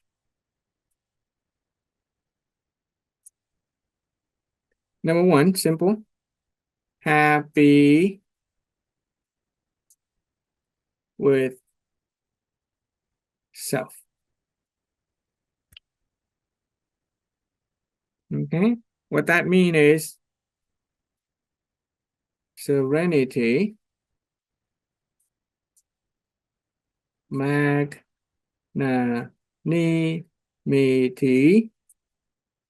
honoring, gratitude with self. This is something that we can practice every day. This is how we can attract a desirable mate, right? You can attract a person who is attracted to unhappiness. It happens all the time. Unhappy people attract unhappy people. But do we really want that? Do we really want to attract unhappy people who resonate with our unhappiness? No. If we want a marriage that will last, we want to get ourselves happy first. Be at peace with ourselves. Be generous with ourselves. Honor and respect with ourselves. And thereby attracting the same kind of people with the same energy frequency. Number two, get complete with character. Okay, that is part of our house of holistic health. Where is it? So many papers, I can't even find it anymore. Okay, forget it. There is that candle of character, wisdom, attitude, character. In order to have good character, we need good attitude. In order to have good attitude, we need to have wisdom. When we have become a person of character, also known as a person of wholesome character, the person of wholesome character has joy, has simplicity, has humility, has loving kindness, things like that. Because by definition, a person of character is also a person of success and is a person that other people want to be close to. Okay, a person of character is a person that other people want to be close to. When we become a person of character, we naturally attract other people. And if we are a person of character within a marriage relationship, then we continue to attract our mate, continue to maintain our relationship, to get complete with character, a person who has a wholesome character.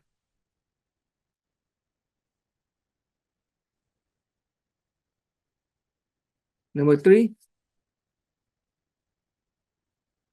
initiate desire.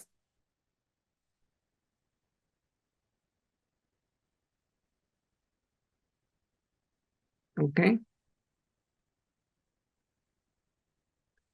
And remember that little interaction between conscious desire versus inner belief. Yeah. Initiate desire and then match with inner belief. If we want a happy marriage or if we want a wonderful spouse, but if we don't believe it, if we're not a vibrational energy frequency match for it, then we're not going to get it. Okay. Inner belief is VEF. It is our vibrational energy. Number four, clear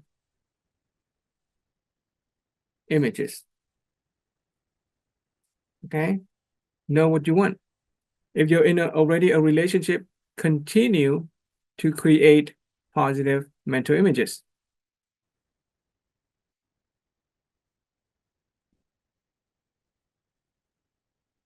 Okay. Number 5 is for people who are attracting a mate, create environment where people will come into your life. But if you're already in a marriage relationship, you can maintain an environment where the other person want to be there.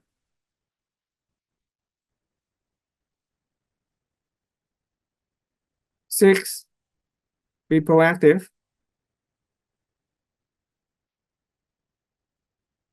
Okay. To be proactive is to take responsibility. Root cause of life begins with me. Don't just wait around for the other person to do things. Be the one who is proactive. Okay. Set intention.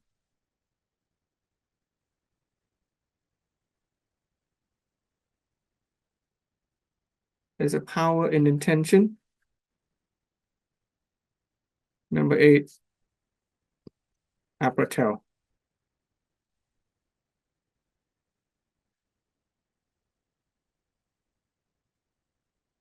Apparatelle is a word that means appreciation and telling. Tell other people about it and tell other people about it with the energy of honor and gratitude. Appreciation, tell. Every time we appreciate and we tell, every time we apparatelle, we are actually raising our own vibrational energy.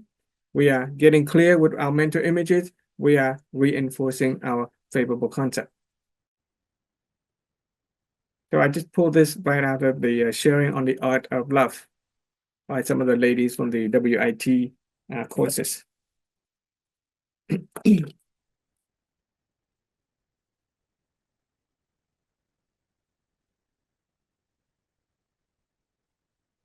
I think that's all. Yeah, we'll save anything else for the weekly sharing, because the next is going to go into the lighting up the candle of wisdom. Okay. Yeah, everything else I have on the note, it's just review of the stuff we have so far. So is that how do you guys feel about it? Any question? Morgan, thank you for your sharing earlier. You said what, respect or communication or something like that, right? It is, it is the energy corner. It is a spiritual dimension.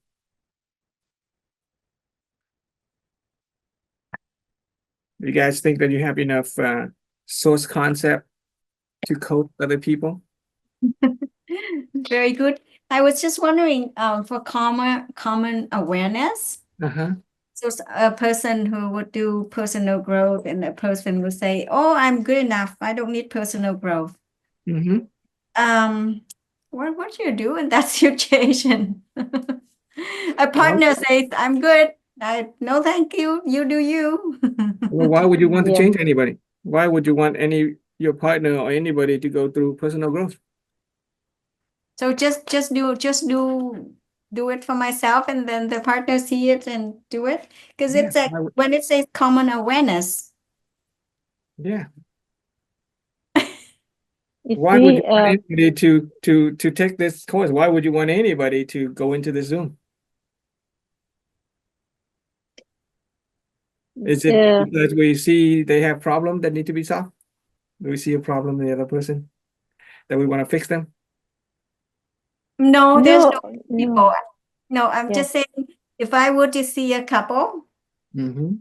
and say, "Oh, hey, have you heard about, this, the philosophy, or understand what the real marriage is about and stuff?" Mm-hmm. And then a person will say,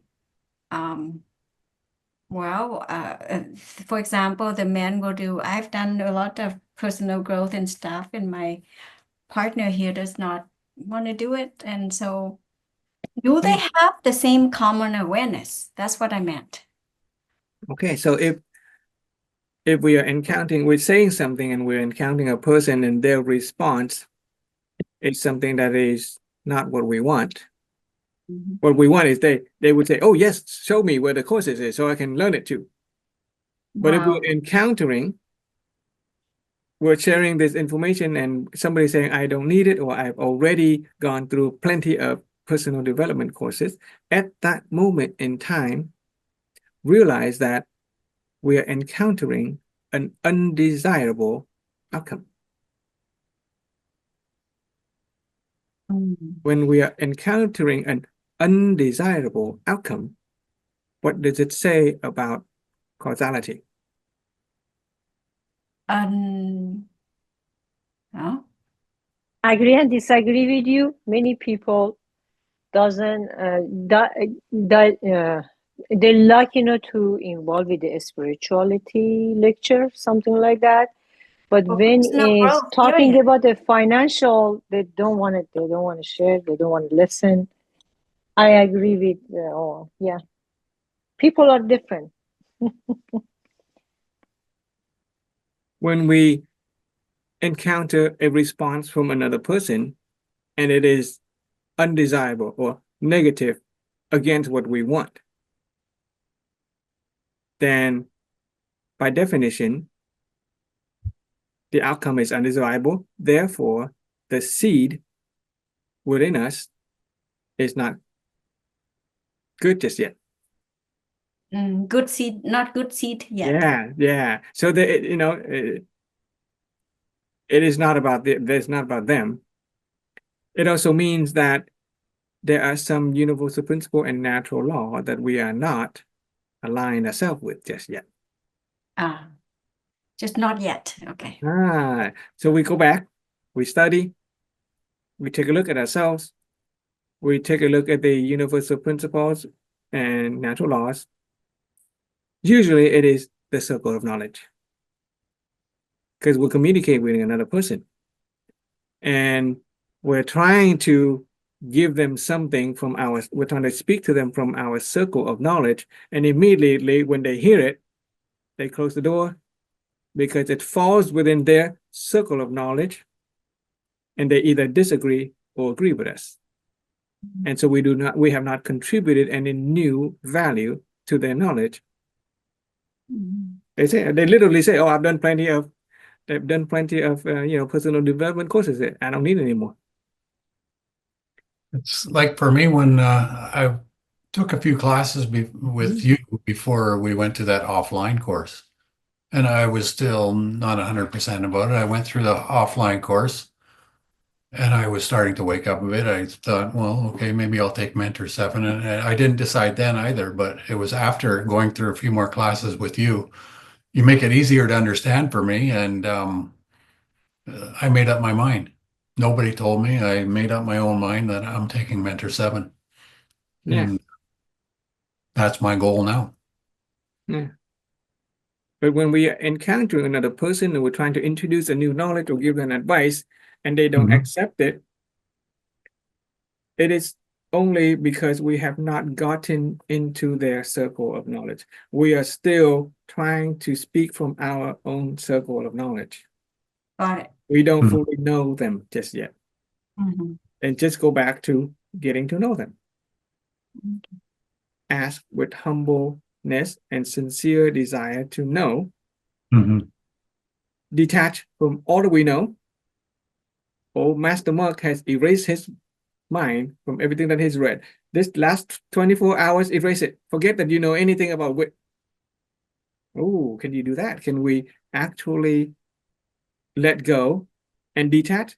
I'm not saying that erase everything. We just set it down. Like if you're carrying a backpack, just set it down so that you are now unburdened by the knowledge you have or the sense of identity. Okay. And then get to know the other person in an authentic level.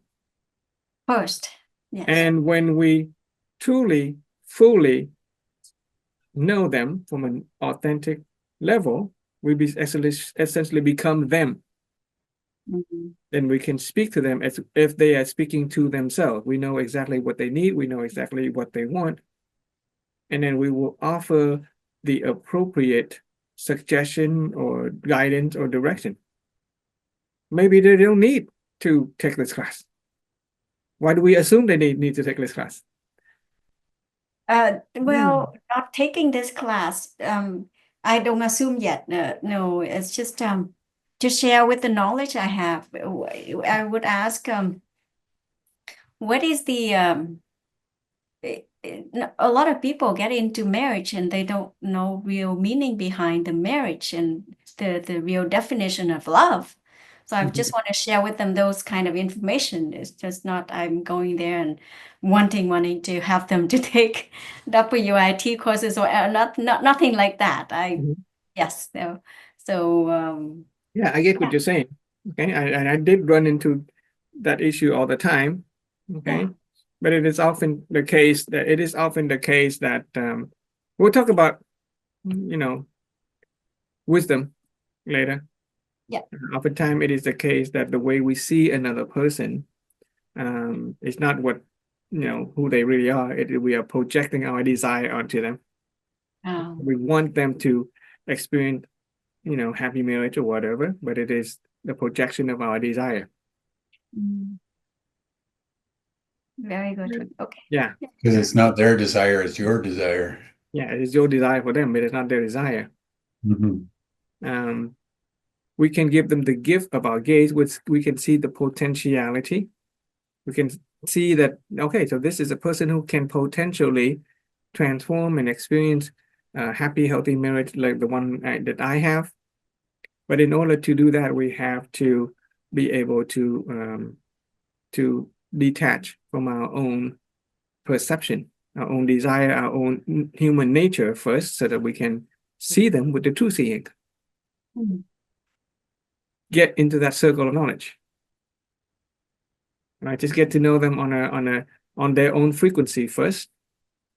And when we can listen with authenticity and desire and humbleness to know them, we will get to know them. And then at the right moment in time, when the vibrational energy is appropriate, what we say will resonate with them, that will cause a transformation. Well, if you push them to, and they're just doing it for your desire, they're Yeah, actually negative. losing marriage Yeah. and blessing.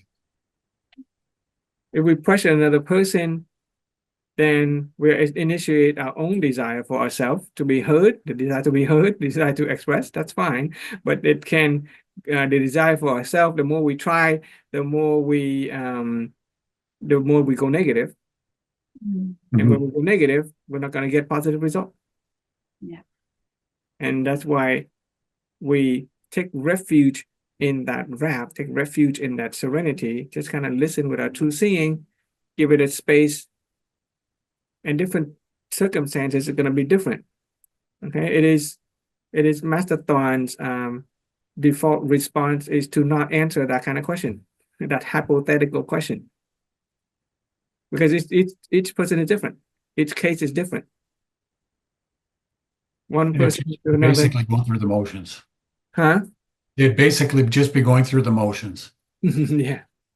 and not really retaining what they're being taught. Yeah. Okay. So if anything, we can start to learn to listen. Okay, learn to listen and get in the same space as other people.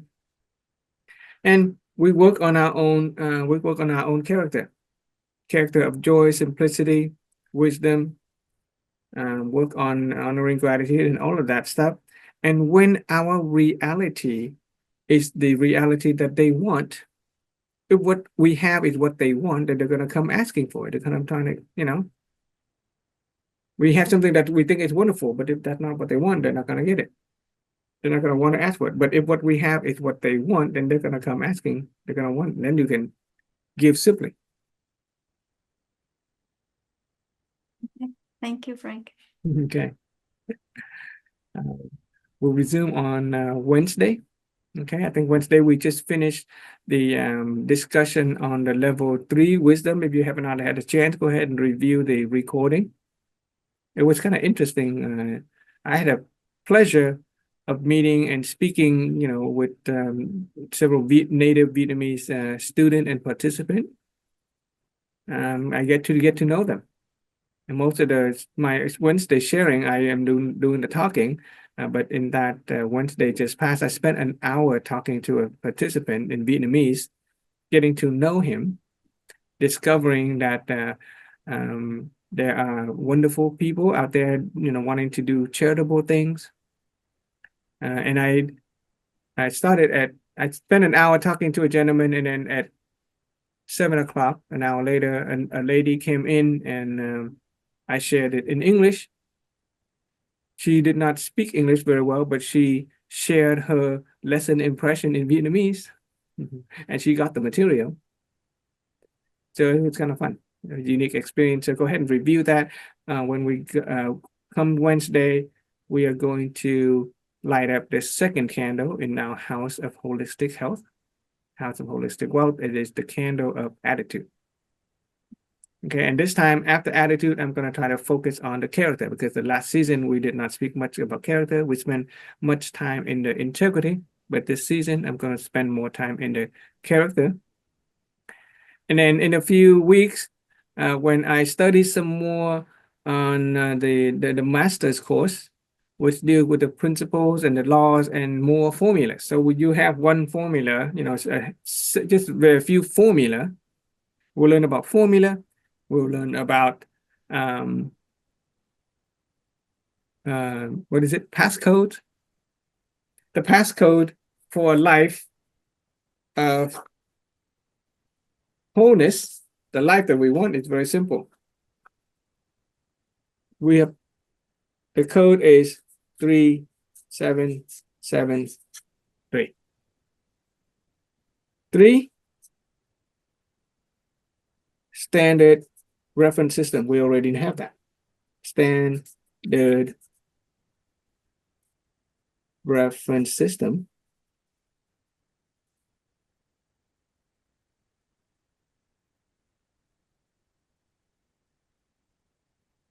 7, candle of holistic wealth.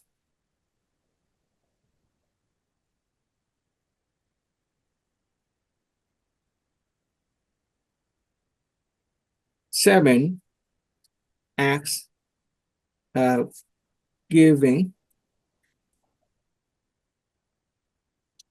And number 3, we're going to use 3 energy.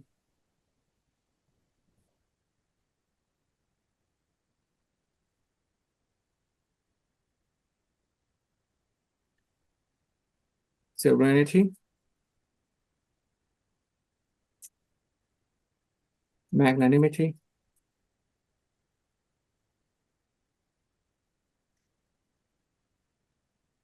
honoring, gratitude.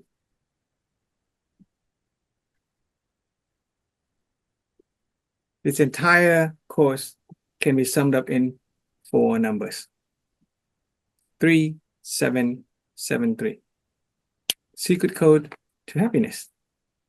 We already have 3 standard reference systems. Clear mental images, positive energy, spiritual, wisdom energy, source reference, source concept, favorable source concept, 3 reality triangle. Okay. First standard reference system is the root cause formula, giving us positive mental images. Second standard reference system is a human concept, giving us positive energy, spiritual energy. And the third standard reference system is the reality triangle, what we know, what we believe, what we understand. Think about the 7 holistic wealth: rich in wisdom, rich in attitude and character, rich in integrity, capability, physical vitality, and material well-being. 7 acts of giving: your face, your eyes, your speech, your heart, your spirit, your body, your seat. 3 energy spread out through our field of subconscious mind everywhere. Serenity, magnanimity, honor, and gratitude. You don't need to learn anything else. Just learn these 4 numbers.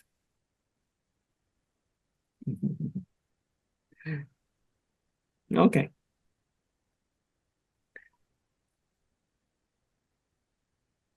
Good night.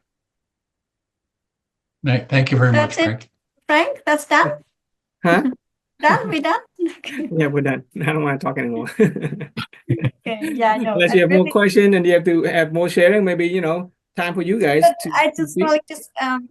really a great gratitude to you. Really appreciate. Well, we were thinking if this is 2 days we really set ourselves doing nothing besides doing this, except last night was a little function. It's a retreat for us. So, Okay. we put ourselves not to have some other functions or outside engagement. So it's good information. We able to retain more information, get more and retain more. Thank you. Truly. Yeah, she's right. Okay. A big retreat for us. We need to do it often. Okay, yeah, that's good. Okay. I'm waiting for the 48 hours. Yes, okay, look forward to that. Okay, good. All right. We'll see you I'm glad to Wednesday. have a following, even if it's just two people. Okay. Yes. I am fortunate enough to have 2 people. Yeah. I think Thank you. yeah. And Good. also, you know so much information in science and spiritual world and everything. And so Ron was saying, I'm not going to call Alexa anymore. I just call Frank AI. It's like you basically a walking encyclopedia. Yeah. Thank you for your gift of compliment. Okay. Yeah. Okay. Well, take care. Have a good rest. Take care. Yes. See you Okay. Wednesday. See you. See Thank you Wednesday. so much, Frank, and thank you guys all. Okay. Thank you, Morgan. Yes. Yeah. Thank you, Morgan. Have a good night. Bye Okay, bye. bye. Okay. Good night.